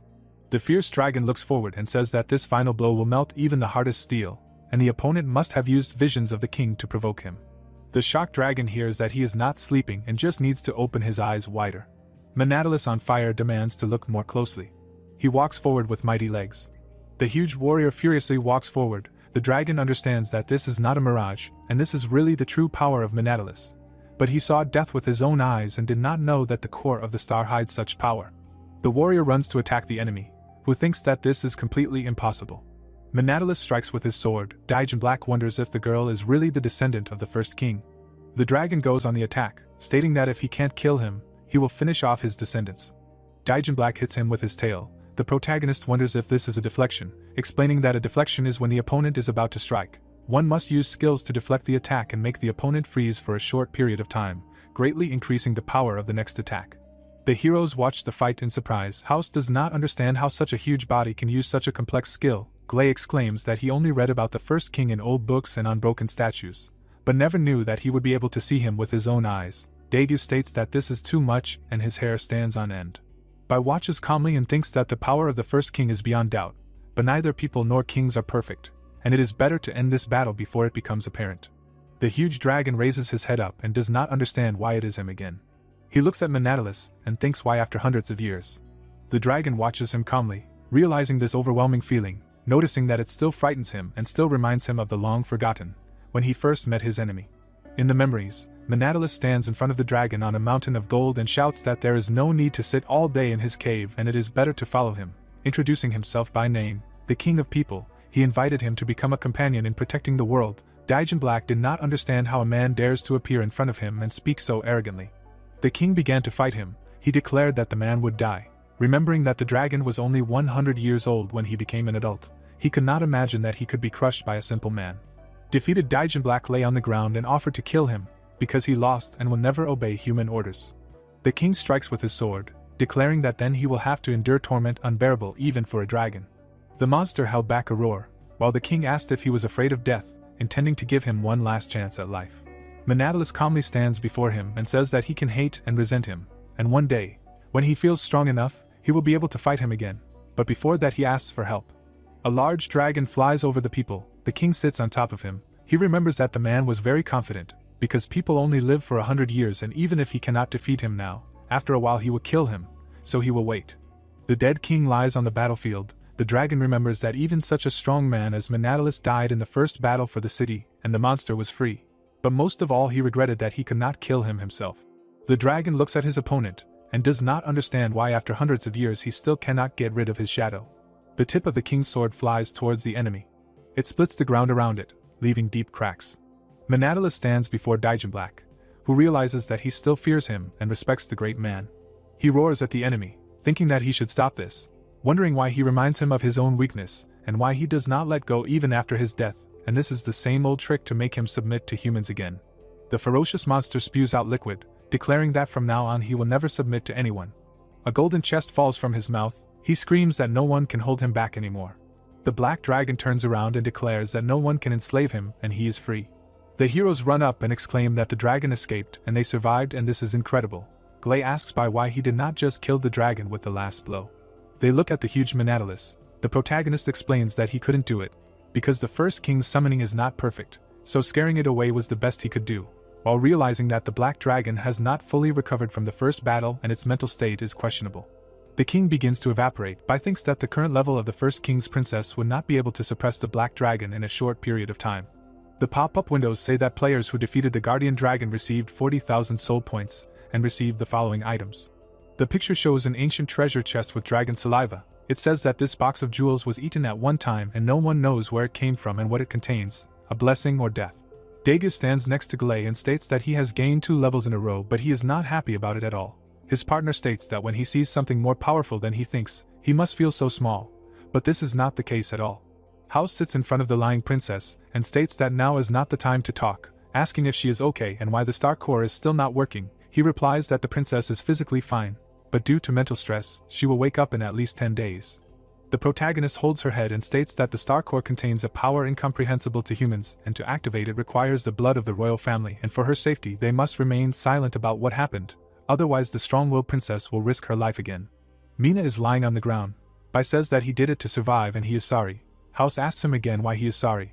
Because he did it to save them and they will remember for the rest of their lives that they survived the fight with the black dragon. He replies that the princess volunteered herself and she is stronger and more fearless than he can imagine. The fighter claims that she is worth following until the end of days. The protagonist looks at the chest and says that it is time for them to leave this place. The picture shows a smoking box. House says that they can't just leave it like that. He exclaims that it looks like a high-class box and there must be something valuable inside. He is asked again if he didn't read the description, blessing or death, wondering what it means.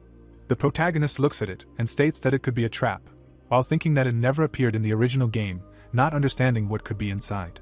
Bai stands with one foot on the chest. Glay asks him not to be so impulsive, because he already said that it is most likely a trap, so he cannot act rashly. Daegu claims that this thing can be a mimic, so he asks for permission to open it, and with his reaction speed, he will become easy prey for him. The picture shows a ferocious chest with fangs. The protagonist of course knows about them. It is a special kind of slimy monster that lives in chests, and they attract adventurers obsessed with treasure, and then devour them whole. The body of the mage lies inside the box. It is said that they usually appear in ruins or at the end of labyrinths. He has been killed many times when exploring new games, and although he has never encountered such a chest before, he assumes that. Glay and Daegu are standing behind the guy. He asks him to be careful, and when he counts to 3 he will open it alone. The protagonist deftly kicks the lid. The partner states that he is not following the plan again. A huge wave of gold rushes up. Glay does not understand what it is. Daegu exclaims that the gold coins are bursting out like a fountain and now they are rich. Bai says that apparently his judgment was correct and the description of the chest was only to prevent theft. A real mimic would not have a description. A pop-up window says that they opened the chest and received ancient coins minted in honor of the coronation of King Manadalis. The protagonist is surprised that they are worth a fortune. The picture shows a key. It says that it is from the Dungeon of Exile. It can open the door to a hidden dungeon in the lands of exile. The frame shows a map. It says the coordinates of the Dungeon of Exile. It explains that after many difficulties he finally found the location of the dungeon. Unfortunately, he was close to death, and this map should be buried with him. The protagonist realizes that this dungeon never appeared in the original game, and it seems very dangerous. He will explore it when he becomes stronger. The frame shows a green object. It says that it is a summoning bell. It explains that by applying the ashes of a specific character to the object, you can summon his spirit to fight for everyone when it rings. Glay holds a coin near her partner lying on the money and states that these are truly the coins of the first king. Because one of them can be exchanged for 50 ordinary ones, Daegu exclaims that these coins will drown him. The protagonist stands in front of them and says that he can take these coins but the rest of the items are his. But he needs to be careful not to get caught again. House exclaims that it is unfair to Bai, as he contributed the most in the last battles, so they do not mind if he takes a larger share, wondering why he is giving them all the money. Bai says with a smile that giving it to him does not mean that he does not want it, it is just that he is putting his share into his cause of rebuilding the kingdom, and he hopes to get even more when they rebuild it together.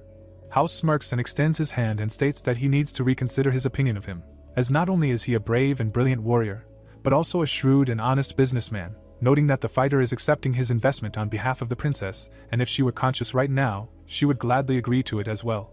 The protagonist shakes his hand and says that he thinks so too. Glay states that they are now truly allies, asking what Bai's plans are and if he will go with them, since they will continue with their original plan.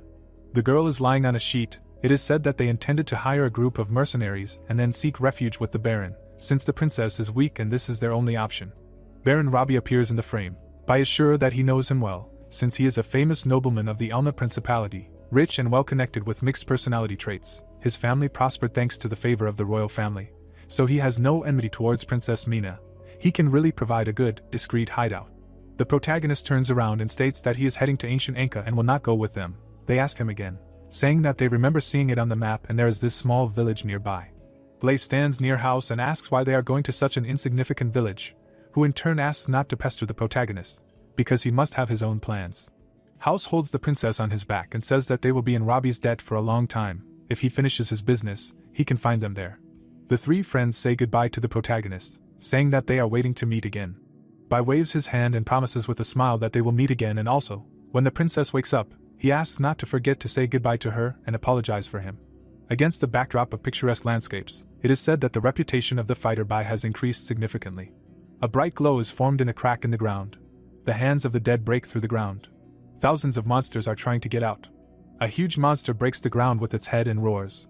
The window says it's a screaming cave with a level of 20 to 30 and 100% exploration progress. He remembers that the first chapter of the original game included 3 maps. When they all reached 100% progress, the village chief would give the final quest reward, but now the order of receiving is completely different. The picture says a burnt jungle for levels 10 to 20, with an exploration percentage of 90. He explains that Throne of Souls is an open-world game.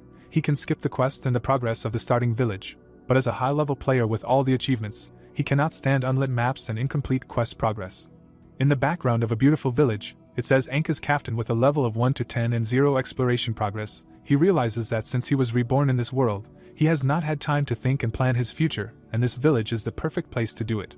The villagers are dancing and drinking happily around the fire. It is said that the village is poor but relatively safe and harmonious. The people are positive and optimistic, rare human warmth in the post-apocalyptic world. The frame shows a happy old man handkerchief. Bai thinks that all this is thanks to him, because he manages the village well and guides the newcomers and can be trusted. The frame shows the red moon. The protagonist feels that something is wrong. Bai walks through the darkened forest and feels that something is wrong with the environment, because there are no sounds of insects or birds, not even the usual noise of the villagers gathered around the fire at night.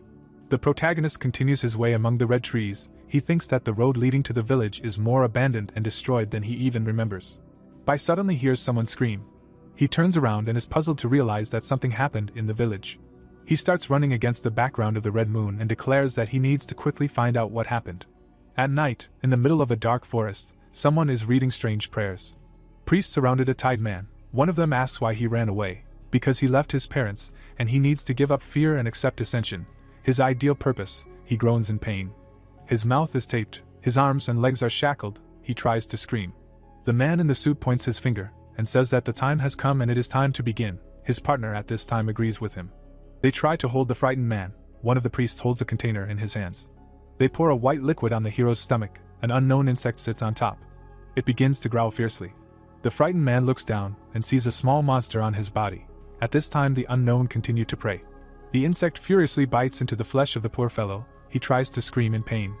His veins swell, his eyes turn red. A blade flies rapidly through space. He stabs an insect that is eating the flesh of a tied-up man. The impaled monster flies away. The priests turn around in surprise, not understanding who is here. The protagonist stands with a knife and declares that he should be the one asking who he is, wondering what exactly happened in Anka. The priests stand around the man and shout that the sacred insect has been killed and this is absolutely unforgivable. One of them holds the monster and furiously shouts that the supreme crystallization of the sacred star of the insect's mother was destroyed and this is his sin. The other replies that it was not him. It was that damned stranger, the blasphemer, and he is an unforgivable sinner. Bai looks ahead and thinks that there was no mention of any of this in the game. But such creatures did exist, they just never appeared in the starting village. The cloaked men fly to attack. Someone orders them to kill the protagonist and use his body to incubate the gift. Bai deftly dodges the blades. With one blow, he cuts down two at once. Their masks fly off and the protagonist sees tattoos, realizing that this is really it. Bai turns around and realizes that his old lair must be very far from here, and since it appeared here, it means that there is a reviver in the village. The man in the cloak holds an insect with a mad look and shouts that the rival does not think that this is the end, because the powerful gift exceeds his imagination and understanding. The priest forms bright rings around himself and prepares to attack the rival. The bodies of the killed assistants begin to revive behind Bai. They rise from the dead, various limbs crawl out of them. The protagonist realizes that this familiar transformation occurs because of the very thing, namely, the parasite of deep space spread. The converted monsters begin to growl furiously at the protagonist. The priest exclaims that this is the true form of ascended people and it is so beautiful and strong. A crazed fan holds an insect on a string and declares that it dared to stop the glorious ritual, and therefore must die. Mutated humans spew powdered neurotoxins from their mouths, a signature-spreading ability. The protagonist shields himself with his cloak from the attack, realizing that when inhaled, they cause powerful hallucinations, leading to rapid deterioration of both body and mind. The protagonist turns around and sees the paws of a monster. The ferocious mutants attack. The priest screams at him to stop his futile resistance, because the more he fights, the more he suffers and he should just accept his fate. Something happens above their heads. The hero, in armor and with two blades, flies at them, asking who their leader is. The mutated humans begin to hiss. The fighter cuts them, asking if they really do not want to talk. He stands furiously in front of the fallen mutants. The priest does not understand how he was able to kill two with one blow. He in turn gives one last chance, asking who inspired them with this so-called ascension. The frightened servant does not understand why he should tell him, because he will die for provoking his village. The hero understands that it seems that even with the support of the spread, the available intelligence is at the level of the starting village. He pierces his head with a dagger, and says that there is no point in leaving him alive, demanding to delete the account and start over.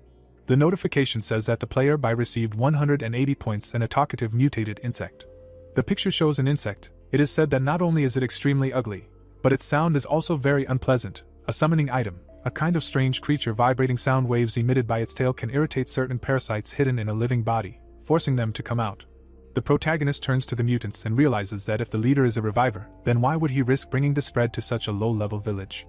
In a large blue container, an embryo is visible. It is said that the deep space parasite comes from an unknown alien parasite larva brought by the ships of the Deep Space Vanguard, and after the ships crashed, the larva escaped and merged with various species of this world, causing an uncontrollable disaster. The picture shows an insect. It is explained that the spread can attach to plants, insects, animals, humanoids, and there are 3 results of symbiosis with the host. The frame shows a purple animal. The first is described as the impossibility of coexistence, and the host dies immediately. And the second is an ordered symbiosis. It is difficult to determine the presence of a parasite by appearance. And the third, the most dangerous, is a mutated symbiosis. The picture shows a large insect. It is said that the spread activates an unknown physical force contained in specific organisms, causing the host to mutate, thereby greatly improving its strength and intelligence, and after parasitizing, while maintaining the host's intelligence, it develops an irresistible collective intelligence and obedience, and this is a method of survival and spreading. The frame shows a large plant. The protagonist explains that there is one cult worshipping it in the original game, but is the sacred star the insect's mother is the main body, or is it something else that it has attached itself to?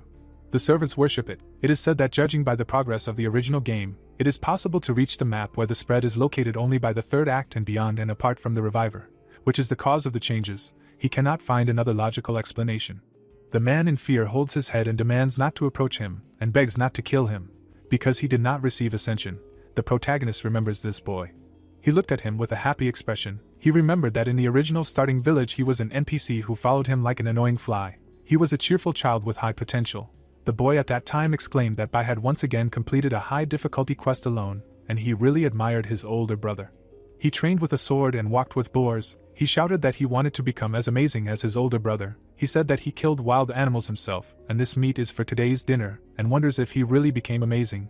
The protagonist is wondering what happened to him. The protagonist sits next to him and asks him not to worry, because he will not kill him. But he must tell him who is behind this. He shouts that it is the village chief. He became a crazy monster and made everyone crazy. The boy, horrified, states that everyone who resisted him was either killed or sent to the dungeon to await their death, noting that his mother is there, and he managed to escape with great difficulty to call for help. But this is a desert, and it is difficult to find her, realizing that if this continues, she may become a monster. The boy runs into the forest, declaring that he will return to save her and she must not turn into a monster. By at the same time put a marked rune of the middle level. It is written that this is a consumable rune that can mark the location of the target, and within an hour the target will not disappear from sight. The protagonist calmly stands against the background of the red moon and realizes that the kind and friendly Enkachief actually destroyed the village to which he dedicated his entire life. He does not believe it, realizing that he cannot judge a book by its cover, because he needs to thoroughly investigate and find the real leader.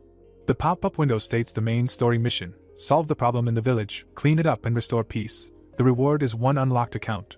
Bai stands in front of the abandoned village and realizes that the situation is much worse than he expected. He remembers his old life and realizes that this place where it all began left him with a rare sense of warmth. Now, in place of the fires and the dance floor, skeletons and unknown cult flags are visible. The main character in armor declares that he will not let him plunge into darkness. In the room, someone is indignant why he cannot break this castle. The sword hits the chains. The boy with the bloody hand does not understand why he is so weak, because if he cannot even break it, then how will he save everyone?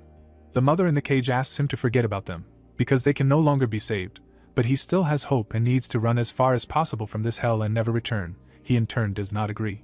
The boy furiously declares that he cannot abandon them, and will definitely save them all. He swings his sword, realizing that he will do it even if he has to sacrifice himself. His blade is stopped by a hand. Bai stands in front of him and declares that this castle is enchanted with magic, and it is useless to continue breaking it, because if he wants to save them, it is better to listen and follow his instructions. The boy will recognize him. He closes the door with himself and asks why he is here, suspecting that the protagonist wants to destroy everyone in the village, shouting that he should leave this place as soon as possible, because no one who came to the village came out alive. Bai throws away the sword and thinks that the Alina Principality knew what was happening and sent someone. He declares that he has nothing to do with them, and one can say that he is just a passerby who returned to his native place, who could not ignore the anomaly in front of his eyes. The boy asks again why he did not see him before. Bai looms over him and says that it doesn't matter and there is no time to waste, asking him to tell him where the gathering place of the mutated humanoid insects is. He shouts that he means the exalted people, saying that their gathering place is somewhere under the village, but he does not know the exact location.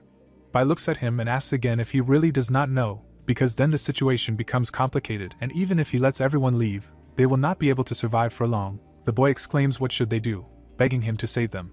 The protagonist stands in front of the shocked boy and states that the only way is to use him as bait to lure them out and let them take him to the shelter.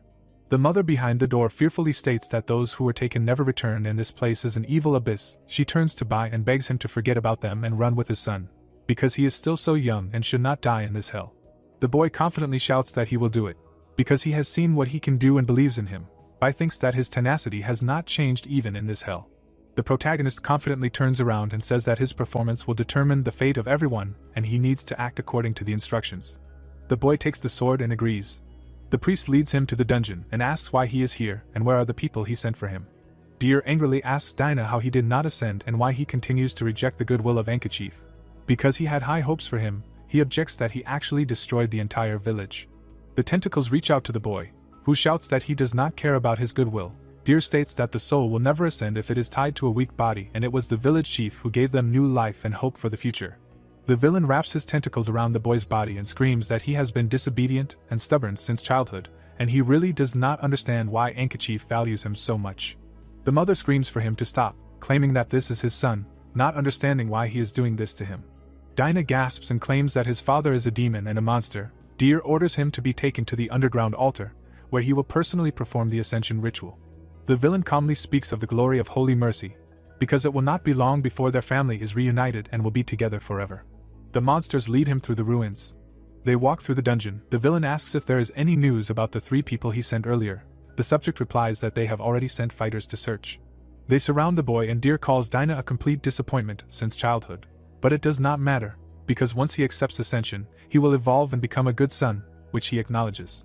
The boy lies on the altar and states that he does not need his recognition, because he was never a good father, naming alcoholism, domestic violence, and now he helps Anicap in harming the entire village. He replies that this is why it is necessary to ascend, because the holy star will help them become better organisms.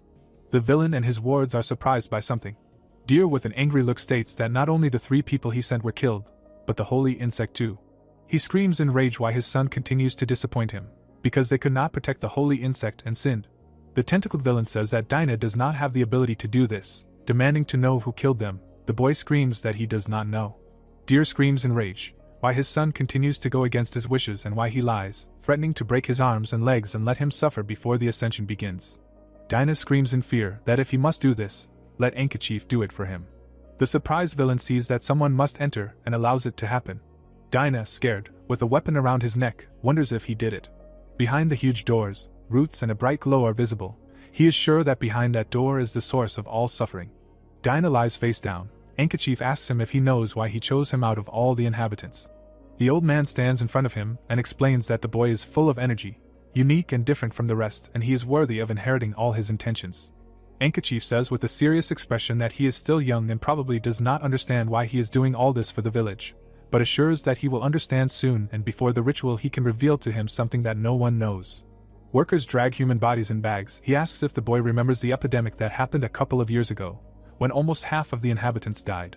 The head of the village and other survivors looked at a huge fire, and he realized how fragile people are. He cried at that moment, and remembers that he was helpless then, and could do nothing but regret until the one who rekindled the light appeared. A mysterious character in a purple cloak stands in the frame. He explains that the stranger not only cured the plague, but also brought hope, a larva of the sacred star womb. Anicap calls the skeletons. He says that under his careful care the larva grew and gave them a chance for ascension. The village chief stands with a staff, his legs like an insect. He declares that he has ascended and his body has become too old to carry the sacred womb, so he is passing the responsibility to a boy, young and strong. Dinah screams loudly that he does not want to become the same disgusting monster. A larva falls from the insect's abdomen. Anicap explains that there is no need to be afraid, because the human form is just an appearance. The small insect runs to the boy, while the old man says that when he accepts the ascension, he will be able to connect to the collective consciousness and feel unprecedented pleasure and responsibility, because he is leaving the future of the village to him. Dinah hits the insect with a stone and screams that he refuses this. Anicap, furious, asks what he is doing, because he spent so much effort to raise the only sacred womb, and Dinah just killed her. He is indignant why he rejected a better choice. The boy starts to run away. The village chief shouts after him that it is because of people like him that they have no future. The villain rushes after the boy, saying that he will not be able to run away, because this door cannot be opened. Dinah in response declares that he did not intend to run. The boy locks the door with a grin and says that no one will be able to enter here. Dinah stands in front of the monster and declares that he did everything he could and now it is his turn. Anicap strikes hard, asking what he is muttering, realizing that he should not have placed his hopes on him and should have killed him from the very beginning. Suddenly, someone cuts off his claw. The old man does not understand what is happening. Bai stands in front of Dinah. The monster asks who he is. He calls himself a man who, perhaps, will bring real hope to the village. The ferocious villain strikes, shouting that this is complete nonsense, because he is just an outsider who came to destroy the world. The protagonist deftly jumps aside. Stones fly apart. A ferocious monster with a severed claw says that everything he did was for the future of the village, not understanding why he is always hindered. The boy hides behind a rock and screams that he did so many crazy things and still dares to claim that it was for the village, because he wants all the villagers to turn into monsters. Enkichief strikes with his staff, screaming that weak people do not understand the power of the sacred star womb, because his choice is the only correct future for the entire village, and even if the enemy is stronger than ordinary people. The old man's face turns even more frightening. He threatens to make sure that he has nowhere to run. Instead of legs, he has many paws. He screams that in this confined space, his eyes are everywhere. The protagonist covers his face, realizing that this poison is a unique ability of his form, and even if the headman's level is not so high, this gas still paralyzes and kills. The ferocious Enkichief demands not to resist, just lie on the ground like everyone else who came before. He attacks the protagonist, shouting that he will open his stomach and use it as an incubator for the sacred womb. Bai blocks his attacks. The monster does not understand why he is still moving. The fighter says that his gas is deadly. The protagonist holds on to the mask and says that it is not deadly for him. The description says about the Type 3 purification mask, which is a cosmic item that effectively isolates and purifies the air from viruses, and the higher the level of the mask, the longer it works. He understands that it is good that of all the items he has left, he has the necessary thing to fight the poisonous gas.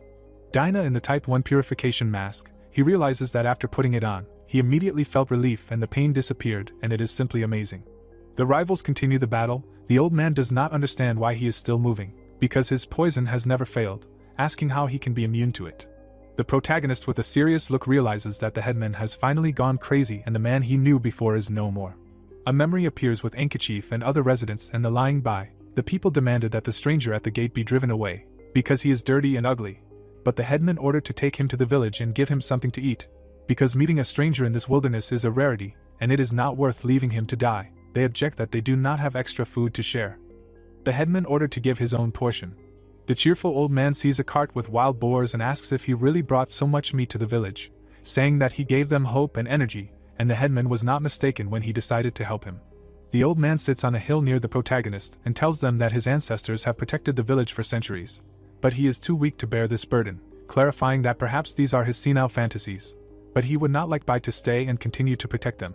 Enkichief bids him farewell with a kind look, asking him not to pay attention to his previous words, because a real man should strive for great things, and he cannot be locked within these boundaries. The old man tells him to go, because the world is big and he has the power to soar above it, but his only request is that he, becoming stronger, sometimes remember the small place where it all began.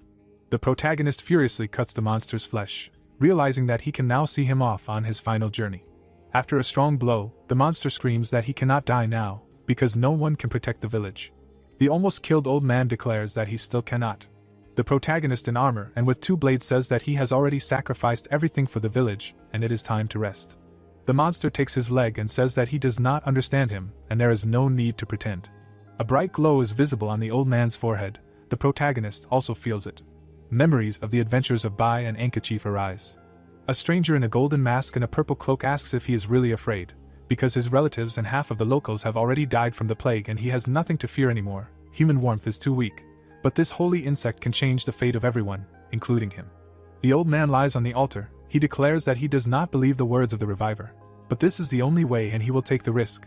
But if the so-called rite does not go well, he will end it without hesitation. Enkichief raises his hands and screams that it hurts. The guy in the mask answers that the first stages of ascension bring unbearable pain, but as soon as he endures it, he will feel incomparable happiness and strength. The protagonist holds his head and understands that his consciousness has momentarily connected with the headman, which means that it is all because of that reviver. The old man at this time declares that the guy apparently does not understand anything. He lies on the ground and claims that all destinies have a past, and unfortunately, the world has already completely changed. He inflicts damage on himself, saying that if he is not destined to change the future of the village, then for the sake of the previous relations. The old man looks at the protagonist and asks if he can protect her. A purple crystal is visible in front of Bai. Enkichief's health is at 0. A notification appears that the player Bai defeats the boss and 1800 soul points are received. The picture shows an old rusty key. It is written that it is kept by the village chief and can open a secret door. The frame shows the crystal of the holy insect. It is explained that it evolves from a living body into a crystal inside a human body. The exact result is unknown. The pop-up window says about the ashes of the evil village chief. It is explained that the village chief's anger left behind after his death has finally turned to ashes. Bai looks at the stone and realizes that he cannot accept his request yet, because it is in his power to ensure the safety of civilians, and completely destroy those who have mutated, and the new village may no longer have a future. A glow appears on the forehead of the protagonist. he feels the connection of consciousness again. He sees an image of a cave underground. Roots rush into the hole. He does not understand how such a huge underground cave could be in this deserted village. The crystal shines in front of the stranger. Bai talks about a fragment of the soul of the world, not understanding how such a large object could be there. The masked stranger says with a grin that the old man has finally died, asking if the protagonist wants to know his secrets. Because Bai is an unusual person, and if he is not afraid of death, then he needs to go. The protagonist looks ahead in surprise. He takes off his mask and realizes that in this case he definitely cannot miss the enemy. But the unconscious vision did not show the exact location of the person and the fragment. He wonders how he can look for them. Deer ran out to the ministers and says that the village elder was killed. It is necessary to ring the bells and gather everyone, because they must destroy the criminal. A huge bell rings loudly on the tower. Sound waves spread for kilometers. The character says that it looks like someone arrived in the village before them. The girl with black hair says that it does not matter who came first, because they can no longer be saved, and following the orders of the church, it is necessary to completely destroy the village, leaving no survivors. A group of women in suits look towards the village. They are the combat corps of the Rose Nuns. The girl sees monsters and calls them intruders. The monsters rush to attack. She gives the order not to let them approach the village. The heroine looks at them and realizes that they are mutated insects. She is not surprised that this smell is getting stronger, and that is why the people sent by the church never returned. The corps members skillfully fight the monsters. They use magic and firearms, among other things. The monster flies at the head of the corps. He shouts that their strength is not at all like that of the previous intruders, but they are not afraid. She in turn notices that he attacks, but does not run. She goes forward, calling red chains around herself, and says that apparently, in addition to ignorant and fearless insects, secrets are kept here that they do not know about. The girl understands with a smile why this village is important to the church, because there must be deeper reasons. Against the background of the red moon, she wonders what secrets it hides.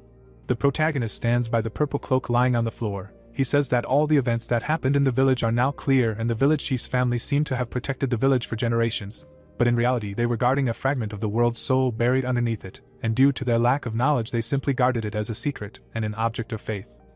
Not realizing the enormous power hidden within it, and not knowing how to use it, the protagonist imagines the stranger with the insect and thinks that the reviver knew, because he not only accurately determined the location of the fragment, but was also able to use its power to strengthen and manipulate the inhabitants, and the system said that each reincarnated person has their own unique secrets and abilities, no matter what their specific abilities are. The fragment should never be given into the wrong hands. The picture shows a bright crystal. It is said that it is one of the 3 supreme treasures of this world. It contains a power that surpasses understanding and has no equal, not to mention that the large fragments it broke into became the basis for 8 countries. Even contaminated fragments the size of an ice cube can be worth a lot, and the higher the purity, the higher its value. And the volume of the fragment buried under the village is probably second only to those countries. And even if it is contaminated, it is definitely enough to create a huge city-state. Now the crystal is entangled in purple tentacles. Bai thinks that although they are using the game settings, this is the real world and becoming a king is impossible alone, so he must obtain the fragment. An excited boy stands next to him and states that he is amazing and truly wonderful because the village chief, the main culprit, is finally dead and now everyone can be saved. The fighter replies that this is not true, and even if the old man is dead, the people who have already mutated cannot return to normal, and if left they will harm even more innocent people, so they all need to be killed. Bai stands next to the enraged boy and states that this needs to be done, including his father, who does not understand how this can be because the main culprit is dead. The fighter replies that this world is so cruel that if he does not have the power to change it, he should just accept it. The unperturbed boy states that his mother always taught him that it is easier to live in the world by throwing away humanity. But they are people, not monsters, and must maintain it, and so even if this man has done so many terrible things, he is still the one who gave him life. Behind them, someone knocks on the door, shouting at Dinah to look at what he has done, because he dared to team up with strangers to kill the village chief, and this is his only chance to survive. The frightened boy hears that otherwise he and his mother will be killed and it is better to run faster. The boy lowers his gaze and says that he was very stupid, that he still had illusions about him. Dinah with a determined look asks the protagonist to allow him to give him the last blow to end his father's life, and he will repay him for his kindness with all his life. The protagonist looks at him and thinks that if earlier in the game the boy was just an NPC, now he is a real person with blood and flesh and full of humanity, and usually preserving it means having weaknesses, but he is not weak. The doors inside are open. The boy and the protagonist stand in front of the crowd. He shouts that he dare not harm his mother. The Tide woman calls him a stupid child, because she told him not to worry about her and run away. Deer notes that he simply cannot run away and advises him not to do anything stupid, otherwise he will kill her right now. Enraged, Dinah shouts not to touch her, because even without him, she is still his wife, asking if he really has no feelings for her at all. Deer calmly states that this is just a burden for people, and they have already risen and got rid of these base shackles long ago, adding that he can let them go with one. But Deer turns to Bai and says that he must give him the key that he took from the village elder, and there is no need to pretend to be a fool and think that if he killed the old man, he became the best, because Anicap has long gone crazy, and they are completely different. The protagonist realizes that since he knows about the existence of the key, he should know how to use it, and you can turn it to your advantage. Bai, with a serious expression, says that he will give the key if he lets the people go. Deer pushes the woman, thereby agreeing to the deal. The joyful man states that the old man never wanted to give him the key, but now he has it, and the scoundrel will finally be able to meet the Holy Father and achieve the highest exaltation. He turns around and smirks, saying that not only has he gotten rid of his feelings, but the words he says or the promises he makes are easily forgotten, and in the next life he should not trust people so easily. Deer walks away and gives orders to the enraged monsters to kill them. Bai smirks, saying that if he gave the key so easily, he can take it back just as easily. Sharp spikes pierce the monsters' bodies. They scream in pain. Surprised, Deer turns around and realizes that the man is very strong and is not at all like the ones who came to the village earlier, wondering if it was not by chance that he was able to kill the elder. He rushes away, realizing that he must be stopped, and even if he is so strong, he is only one, and they have numerical superiority. The ward runs towards Deer and shouts that it is terrible, because the village was attacked and they killed all the people. A shell flies at his head, but he managed to say that they are the Rose Sisters. An arrow flies into Deer's hand. He understands that the Church of the Principality of Alina really sent the Order of the Rose Sisters to them. The girls go forward. The leader is surprised that commoners know their names, and this is very unexpected. Then he is interested in why they dare to openly engage in dark deeds and kill their people without regard for the church. In front of them stands the captain of the Order of the Sisters, Liloya. She claims that no one can be left alive, because everyone must die. The surprised girl looks ahead. Deer runs away in fear. Liloya calls the character very unusual. The captain approaches the protagonist, and says that he smells and it is probably connected with the secret of the village. Bai listens silently, and does not understand why these unbearable crazy women appeared here, assuming that taking possession of a fragment of the soul of the world will be more difficult than he thought. A huge woman in a red and white suit appears before the servants. It is explained that the combat order of the Rose Nuns obeys the Scarlet Throne of the Alina Principality and is its most devoted and powerful military executive body. It consists of young girls who have passed a strict selection, whose appearance and figure are superior to ordinary people. But compliance with external requirements is only the first step.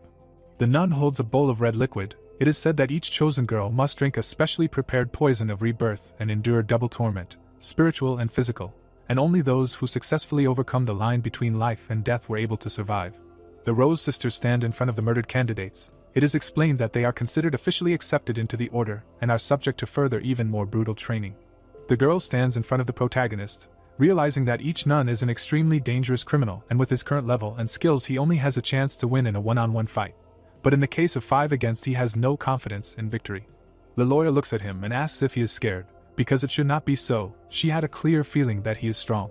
The protagonist with a grin says that he will not dare to be impudent to them with his modest abilities, who does not know about the glory and brilliant feats of the order, and especially need to thank them for arriving on time and killing all the mutated heretics, and saving the village. The captain begins to laugh and says that Bai has a sharp tongue and she really likes what he says, but he is wrong about one thing. She says with a grin that they did not come here to save, but to destroy, and they all, as well as all the inhabitants, must completely disappear from the face of the earth. The guy rushes forward. His mother holds him back. He says that every crime has a culprit, and every debt has a debtor, and the people they sent were killed by the village elder and those who mutated, and now that the main culprits are dead, why do they want to kill them? Because they are completely innocent. Liloya says with a smile that it does not matter, because they are just following the orders of the church, and it is not for them to judge. The protagonist repels her attack and asks to wait. The captain, with a weapon in his hands, says that things will go better this way, because if he has enough courage to confront the church, then why pretend to be modest, because it will still be more interesting to kill him, and she thought about leaving him for last. But it seems that now he will be the first. The protagonist confidently holds the blade and states that he is not going to confront the church, he just has some questions, clarifying what kind of misunderstanding could have happened that the church could give such an order, because as far as he knows, they will not mercilessly kill innocent residents. Liloya laughs loudly, saying that the church is a top-secret organization, and suddenly an outsider allegedly understood her, stating that his joke is very funny. On the protagonist's chest, a sign begins to shine. It is written that life is like bright and fleeting bloody petals, like a strong stem supporting their beauty, It is not only a fearless fight against life, but also an eternal promise of loyalty. The captain's assistant tells her that this is the most secret teaching, and how can he know it? By holds some artifact with a smile after they went on the attack, stating that after what the man said, death follows. He wants to convince them otherwise. In his hand is a bright red rose. They understand that this is a crest along with the teaching, and this cannot be a mistake. This is the highest sign of honor of their order. The captain stands silently in front of him. All the remaining sisters are kneeling. They do not understand how a man received the highest shrine, which even Leloya does not have. The picture shows a crest with a rose. It is said that the Order of the Bloody Rose uses colors to indicate the level of crests: white, yellow, pink, red, blood. The blood color represents the highest level, giving prestige and power. It is explained that he received it by completing all the side quests of the Order, and although this does not give an increase in combat strength, but to impress people from there it is quite enough. The protagonist points a finger and states that he wanted to communicate with them as an ordinary person. But now he will not pretend and will reveal all the cards, and asks again if he has the right to question the decisions of the church. Leloya tells him that it goes without saying that they will temporarily spare the civilians of the village who are not infected and report this to the church for further decision. Deer runs away, realizing that this is a chance to hide, and once he gets there, he will gain the power to kill everyone. The red chain pierces the villain. The girl declares that mutants must die. He knocks away her weapon. She does not understand what he is doing. She attacks the mutant, saying that protecting the innocent is one thing, but why does he even protect criminals? Or is the protagonist simply against her? The captain reminds that even with the highest level of insignia, protection is unforgivable. Bai stands in front of her and says that this is not directed against her and is not a defense of criminals. Because he has reasons that he cannot tell, he realizes that he does not want to conflict with them. But if he kills that man, then how will he be able to find the fragments of the soul of the world? Let them hate him rather than innocent villagers. The protagonist takes out his blade. Using the target mark for 30 minutes, he hears from Leloya that he has seriously violated the law, and regardless of the reasons, he must leave his body and explain to the church. The protagonist suddenly disappears. They realize that he is using invisibility, a professional assassin's skill. The captain's assistant says that his energy fluctuations have not completely disappeared yet, and she can still feel and track them. Asking whether to continue pursuing for the kill, she replies that they will let him run for a while first, since she wants to see what he is up to. Holding her weapon, Leloya licks her lips and realizes that he needs to go and commit more sins, and then he will kill him and present his head along with the insignia, and her honorary rank will also increase significantly thanks to him. The protagonist quickly moves forward, thinking that at his current level, invisibility cannot completely deceive them, and if they do not immediately pursue him, then they definitely want to set a trap, and to get the shard he will have to endure at least 2 hard battles, and most likely it is time to unlock the second game account. While a pop-up window asks if he really wants to do this. He runs forward and shouts use. The notification says that a new game account is now unlocked. He sees a shining window in front of him. Inside it shows buildings. It is written about the era of civilization, in the genre of strategy and construction simulation. A short description: travel through time and space, set off on a journey and meet the bright rhythm of the era. You are the leader who controls the ship, cross the river of time and eventually reach the endless shining stars. A guy in a traveler's suit is standing on the rocks. It says that this is the leader's game account. Description: an auxiliary non-combat account that can be combined with the main account for joint use. Allows you to activate the Age of Civilization game mode in the current world. The mode unlock progress is 25%. Against the backdrop of a beautiful village, he thinks that with the capabilities of this game account, he will be able to turn a deserted village into a majestic city-state, which will become the basis for his rise to power, and this is an indispensable ability for the middle and end of the game, but for the current crisis, it seems to have no practical meaning. The frame shows a huge castle. The protagonist realizes that the game has unlocked 25% of the gameplay and items, and there must be abilities available to enhance his combat power, and he needs to find them as soon as possible. Bai looks ahead and realizes that this man is standing still, which means the decisive battle has finally begun.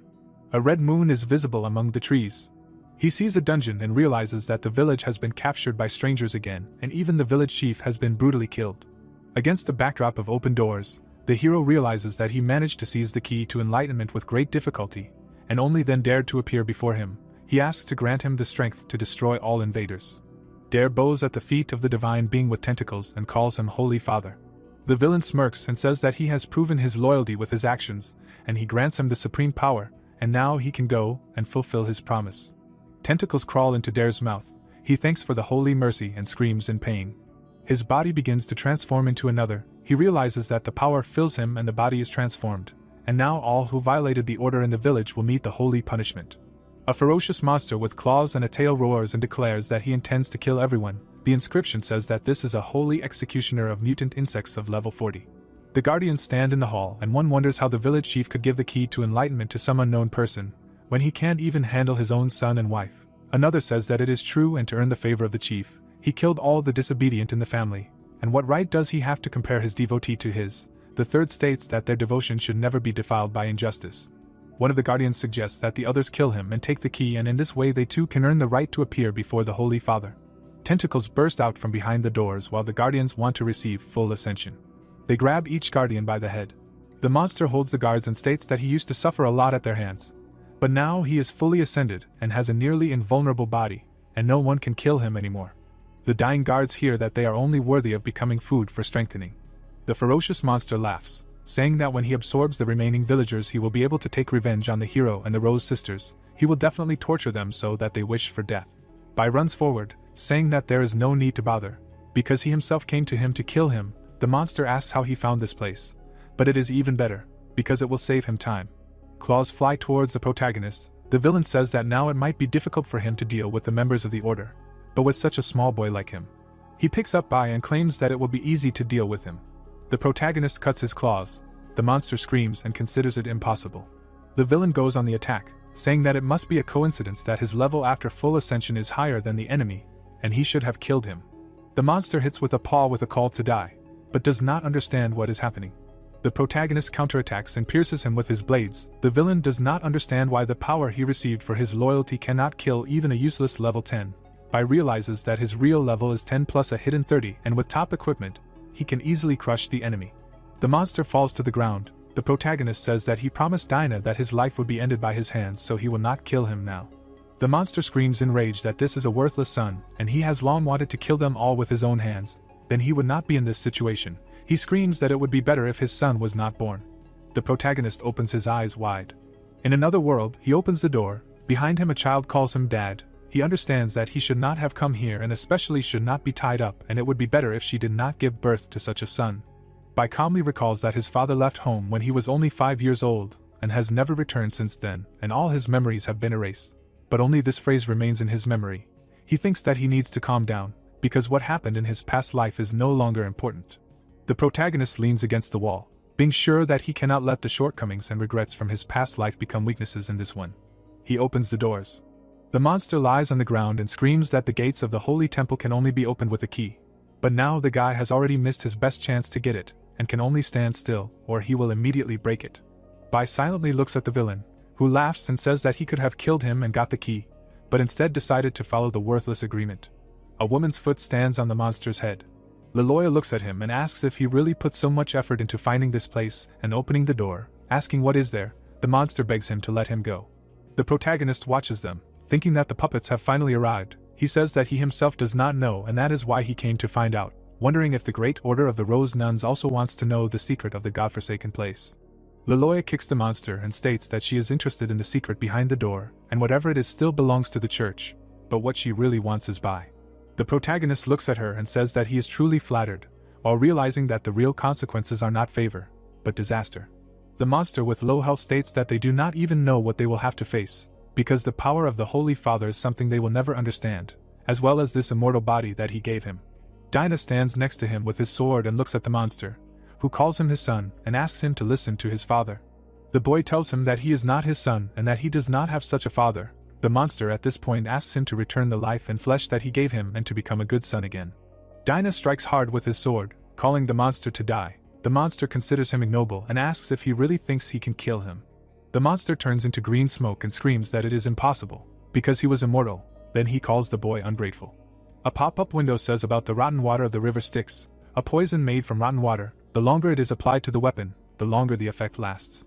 Dinah has leveled up, stating that for the sake of his mother and the villagers he killed, that since he will become a parasite or an ungrateful son, he tells him to go to hell and accept the judgment and punishment he deserves, and he will join him soon. The enraged boy hears praise from Leloya, who did not expect that at such a young age he would have the courage to kill his own father.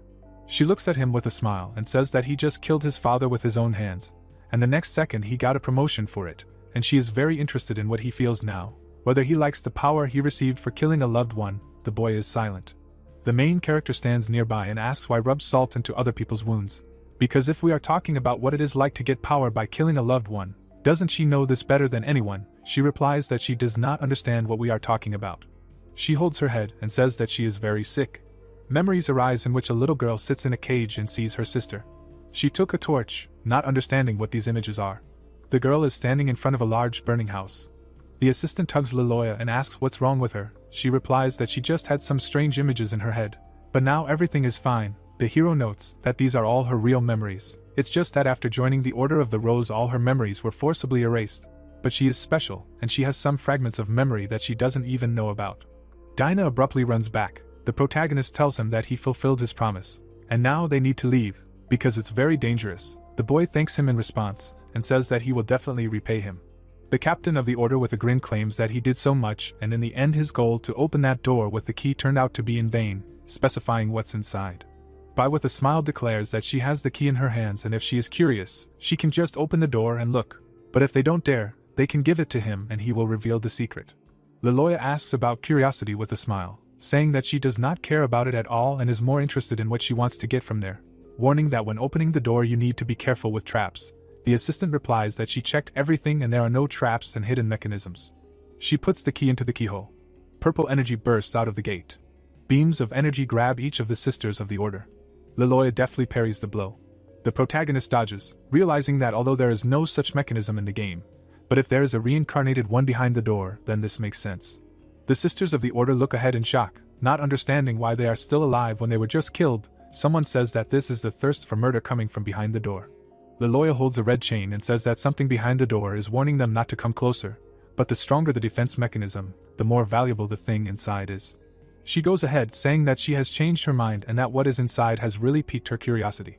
The protagonist follows them, realizing that this is why he brought everyone here, because everything behind the door is completely new and unknown and he must act with extreme caution. The frame shows a huge crystal. He understands that this is a fragment of the world's soul of such a scale that it can cause a war between countries. But why is it hidden in such an inconspicuous place? Because a treasure of this level should not belong to the church and must be immediately handed over to the queen. Leloya looks down and realizes that she can gain the highest glory, and this treasure is a reward from heaven for her loyalty. The pop-up window says the quest update. Obtain ownership of the fragment of the world's soul. The reward is 1 account unlock point, and the account task, using the fragment of the world's soul as a starting point, gradually begin a new era of civilization. The protagonist looks questioningly and realizes that the final goal of this quest is not inferior in difficulty to the main line of becoming a king. He grabs the blade and realizes that now is not the time to study the quests, because a fierce battle is about to begin. Leloya sees a villain with many shining threads leading to him. He asks if the crystal is really beautiful because it is so powerful and attracts many moths. The inscription says that it is the boss of the Burgesses. He looks at them and states that they are a flock of moths, and he just gave them a chance to survive, and if they insist on flying to the fire, then he will grant their wish, offering them to become a mother's womb bearing hundreds of offspring. Leloya glances and says that even if he is cool, but only level 45 and under their attack he simply will not last even 30 seconds, so it is better not to act like a know-it-all with such an arrogant expression. At this moment the assistant states that something is wrong.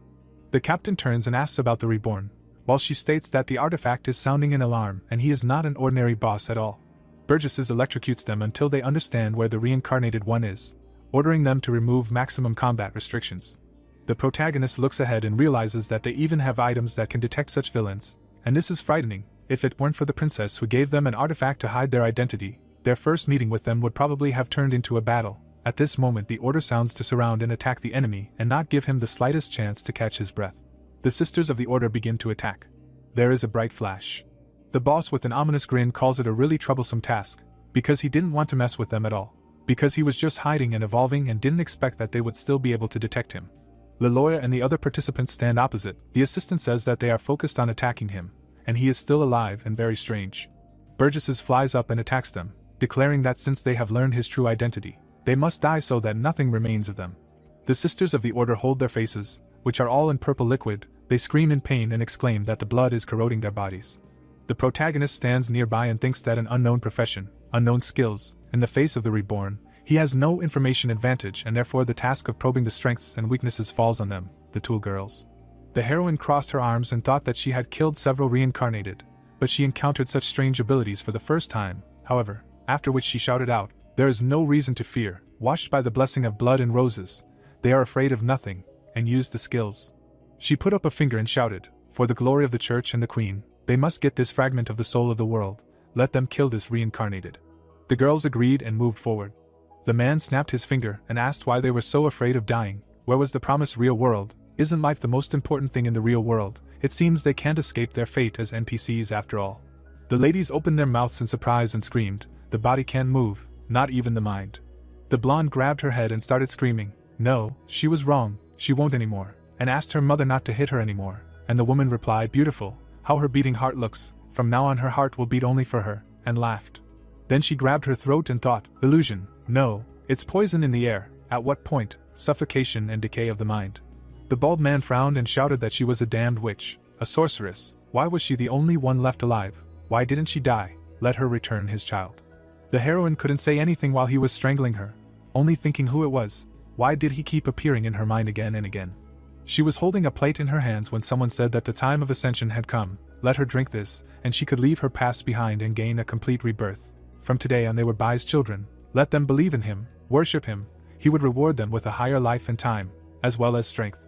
The king stood with his arms outstretched as the girl thought, yes, she was given a new life, she would forever worship him, believe in him. Ha, Bai, why does this name seem so foreign? No, what she believes in and worships is not some Bai at all, it's all an illusion. With her mouth slightly open, she continued to think, damn, she was so subjugated by illusions that she almost perverted the faith she had served all her life. How disgusting. The brunette turned sharply and shouted for everyone to quickly come to their senses. We can't let him. Suddenly, she saw the heroes in front of her being strangled by beasts. The man smiled widely and said, just think, he was able to suppress his neurotoxin with his own willpower. It seems he is different from them. He is a rare and valuable specimen for research. In order to completely break him, he will have to add something special. The blonde turned her head and replied, completely break. In the teachings of the Blood Rose, there is no word for submission. After which she launched the bloody bloom of the first level. The magic stones on the girl's neck lit up when the hero asked, so they also have such tricks hidden in their bodies, interesting. Well, then he will send 4 companions against her with the 3rd level fully opened. The clones sparkled when the opponent asked how she was going to deal with this, to which she answered, only with prayer. The lady pulled the chain and shouted to the sisters that their decay was doomed to be sung, their deeds were doomed to shine, their souls were doomed to return to blood and roses. She offered her most sincere prayer for them, that red rose would bloom forever in her memory, turning into courage and strength that would carry her forward. The king looked away and said how cruel she was, killing her comrades without even blinking. Well, then he himself would enter the arena, using that purple color that symbolized strength. Then he made a dash, used the power of true mutation and shouted, he would play with her. The heroine moved towards the man and shouted that he should not have done this. Then the monster grabbed the chain and replied that he did it out of good intentions. Suddenly he pulled the ropes and the girl flew away. He made a blow and shouted, finally. The blonde jumped back as the opponent added that he was too fierce. Then he pulled the chain even harder, began to strike and said that he was afraid that she would not be able to withstand it. A flash ignited between the heroes as the man said, but she is a rare experimental material, so he will not kill her yet. A huge explosion occurred. Choking on the dust, the heroine shouted that for this world, each reincarnated person is the greatest threat. If ordinary strength is not enough to defeat him, then she will use all her power and destroy them both. Then she opened her mouth wide and shouted, a fragment of the world's soul. If the queen and the church do not obtain it, she will not allow anyone else to obtain it. Lightning appeared around her as she said, let her life become a breeding ground, let it bloom. Suddenly, the holy blood flower appeared, using the body filled with the 3rd level magic potion as a sacrificial medium, summons a powerful flower from the blood shrine that can absorb everything.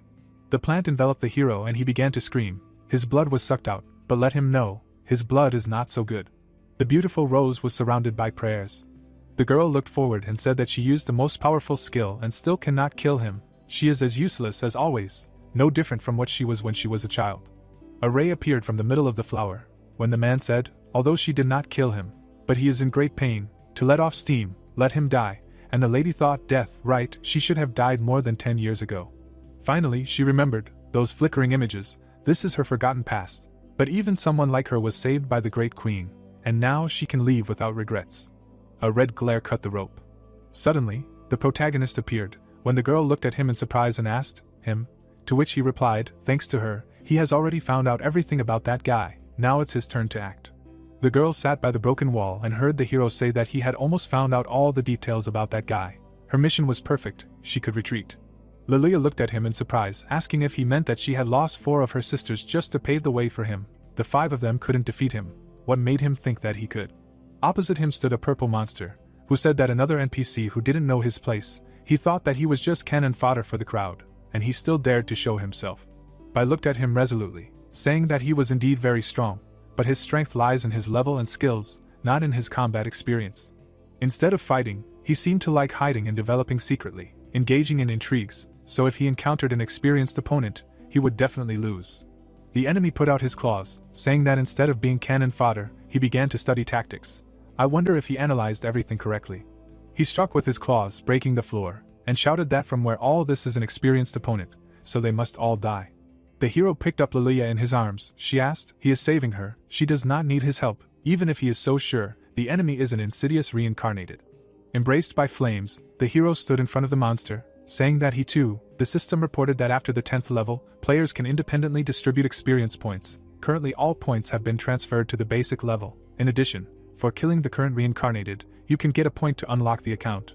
The enemy's question was heard, that he can independently control the level increase. Is he really reincarnated? The blonde looked at the guy in surprise, saying that she had not noticed his true nature at all. Even the warning device had not reacted. How did he manage to do that? The monster spread his arms, saying that it turned out that he was not an NPC. But the same as him, he could still hide his reincarnation nature. This is indeed a very worthy ability. Previously, the one with whom he was mentally connected, it turns out, was he decided that he had such a convenient ability. He found himself on the other side of the barricades from their camp of dark reincarnations. Bai leaned over, putting his hands with blades back, and clarified, the camp of dark reincarnations. It turns out that among the reincarnations there are opposing camps. He thought that this was a battle royale mode, where everyone is for himself. He heard the words of the enemy that he was too naive, he probably only recently reincarnated, he has no obligation to explain the rules to him. The monster thrust out his hand as he attacked, and said that considering their encounter, he could give him one hint for free. He only needed to kill him to obtain the unique ability. Bai rushed forward, thanking him for the explanation, and said that he was not interested in his ability. Lilia sat on the ground, thinking that it turned out that this special feeling was coming from his reincarnation essence. But this unique aura was different from normal reincarnations. What was really going on? A flash was generated from the strike of the level 45 Bugis. His job was an offshoot that arose from the fusion of a mage and hundreds of types of parasites. This job was already in the game, so he was confident in his actions. The opponent thrust out his fist, shouting that his so-called rich combat experience was just fleeing in panic. Many red rays surrounded him, saying that it could be just a little bit. The girl opened her mouth in surprise, thinking that the speed is incredible. Even if the opponent is very strong, as long as he cannot hit him, he can gradually overcome him with his speed. A red circle appeared on Bugis' palm. He asked, does he want to compete in speed? Okay, he will play this game with him. The opponent was surrounded by many lightning bolts from the 100-fold multiplication of mutations. The ultimate speed of the insect caster can merge mutant insects of different properties, greatly increasing the corresponding abilities. Surrounded by flames, the hero stood in front of him, hearing that now he will look where he will go. However, Bai managed to dodge the attack, surprising the opponent. He attacked, leaving a bright trace, and said that this is impossible, his speed has already reached the limit. Why can't he hit him anyway? The hero asked. He wanted to know the reason, then he would give him an explanation for free. Bai appeared behind him in a flash, saying that it was the lack of combat experience and information, the enemies of ineffective combinations of ability, restrictions with the profession, and his new skill step. Shadow Step must be a 15th level assassin, which allows you to instantly disappear from the real world, briefly enter the shadow world. Moving in a parallel shadow world, you can carry out real teleportation. Many bright beams crashed into the screaming enemy's body. Bugis' mask disappeared. He exclaimed furiously that he wanted to quietly hide underground and crawl out only after he got stronger. But his plans were destroyed by the same as him. He was finished. He clenched his fist, looking up furiously, and ordered his followers to gather and listen to the call of the Holy Father. He will grant them the highest life. Let them enjoy the absorption. Lilia covered her ears with her hands, thinking that it was painful. Her head was about to split. Was it because of the neurotoxin she was inhaling? Would she also turn into an ugly insect? The protagonist was surrounded by several purple figures, and words were heard. This is exactly how to use the insect summoner's abilities. Let him rely on tactics to wash away the enemy with numbers, then personally enter the battle to finish off. Bai held a green lantern, asking, however, who cannot summon servants? It was the soul summoning bell. It is necessary to put the ashes of a certain character on the bell. When it rings, it can summon the soul of that ashes to fight for him. The ashes of a hateful village chief who hates the one who deceived him, the hatred left behind by the village chief's death. finally descended and turned into tangible ashes. The white-haired man held the weapon. The opponent was surprised, saying that the old man died. The village chief swung his scythe, shouting that he was an incorrigible sinner. The last thing he could do for them was to end the evil he had created. May his villagers rest in peace. The veins on Bugis' face stood out as he shouted angrily. Why did it seem like he could parry his blow? How much did he know that he didn't? Why was there such a big difference between them even though they were both reincarnated? He ran towards the ice crystal, shouting that he didn't want to be a loser anymore. He hadn't lost yet, he couldn't lose. He reached out to the crystal, saying that as long as he had the world's soul fragment, he wouldn't lose. There was a bright flash. The boy wondered if his consciousness had reconnected. Bugis stood among the flasks in a lab suit. This was him at 40, when he was a world-class etymologist. I wondered if this was his past life? Bugis grabbed the suited man's leg and pleaded with him, saying that he could take the patent and authorship but not to make him leave the lab. That was all he had. In his past life, he was a brilliant biologist and discovered a special substance in insects that could extend human life. This should have brought him fame and fortune, but in the end, he was betrayed by his business partner. The man lay in the rubble of the lab, told that since he had grown BB00, he was no longer of any value, and that he should not even think about going near the lab again, to take the money and leave. Bugis stood on the roof of a tall building. He was ready to give up everything, but he could not accept the fact that he would never see the perfect living being he had created again. He no longer had the motivation to live. Suddenly, an insect appeared on his shoulder, and he recognized BB00, asking, shouldn't he have been kept in the most secure underground lab? How did he escape? The insect's eyes glowed red. It was a special species that he had created through genetic engineering after spending many years and experiencing countless failures. There was an unknown power in its body. The man asked again, did he mean to say that he wanted to take revenge? The heroes surrounded by red rays were surrounded by the bodies of people and monsters. He laughed as he injected the liquid from the syringe into his neck, saying that he had been a weakling all his life. He didn't expect that being a villain would be so enjoyable. Bugis' body turned into a purple monster. He shouted for everyone to die. The damned world would perish. There was a bright spark in the darkness. The hero wondered if this connection of consciousness was accidental or inevitable, one way or two way. Could it be related to the strengthening of the world's soul fragments? The man was shocked when Bai appeared behind him, and thought that the reincarnated ones had too many secrets. The huge hand was surrounded by fiery swirls. The brunette said that this feeling of putting his life and death on the line reminded him of the final greatness of his past life. In the new life, there is no need to hide and slowly develop. One must live brightly and loudly. Even if he cannot return to human form, it does not matter, he is going to completely break free. Liluya was surprised and knelt down, exclaiming that he can actually directly absorb the power of the world's soul fragments. How is this possible? This is his ability, or the characteristic of a reincarnated person. They no longer have any chance of winning. Bai looked ahead carefully, thinking that even if he can absorb the power of the fragments, he still needs time to completely mutate. Directly attacking his main body is not the best solution. The hero jumped up to escape the attack and thought that the fragments of the world's soul, although they contain great power, are not invulnerable, so the only way to stop the boss's mutation is to destroy the fragment, although it is very pity. But in order to save his life, he must do this. The blades bounced off the blue crystal. He thought that he failed to break it. Bugis smiled wickedly, thinking that he was smart. This is a smart choice, but this fragment is already reinforced with a special coating that he extracted. He will not be able to destroy it. He no longer has any way to defeat it. Blue swirls rose from the crystal. The system reported that the key energy needed to build a civilization was detected. The second auxiliary game account of the leader was activated, using the born skills to completely take possession of it. Player Bugis, a fragment of the world's soul, has completed the process of acknowledging the owner. No one except him can use this item. The auxiliary account task has been updated. The completion process is 5%. The man exclaimed, "What's going on?" The power transmission of the fragment stopped. It's really painful. Bai looked ahead triumphantly, thinking that he thought the leader had no combat power, but he used such a cool ability and easily grabbed the world's soul fragment. That is, the new rules for unlocking the game account completely surpassed the basic rules of the world. It's cool. The tense man stood surrounded by bright lightning and cursed, asking what he did. Let him not think that he can defeat him in this way. Even if he could not completely complete the mutation, killing them would be enough for him. Liluya closed her eyes, covering herself with her hand, thought that the boss was now in a state of rollback from the sudden interruption. If she teamed up with that guy, they could kill him, but now she is still weak, a useless burden. An item with an order to catch. Catching the golden item, she exclaimed that this was the Blood Rose emblem. They were enemies. Why was he giving her such a valuable thing? What was he even thinking? She wondered if all the debuffs on her body had disappeared. Her strength had increased significantly. The Blood Dew emblem could lead to such a significant boost. With his back to her, the guy said that the enemy of his enemy was his friend. In addition, This emblem in her hands could reveal its value to the maximum. He needed her power. The heroine stood behind, holding a whip in her hands, and said that his decision was wise, and if they wanted to win, they needed to join forces.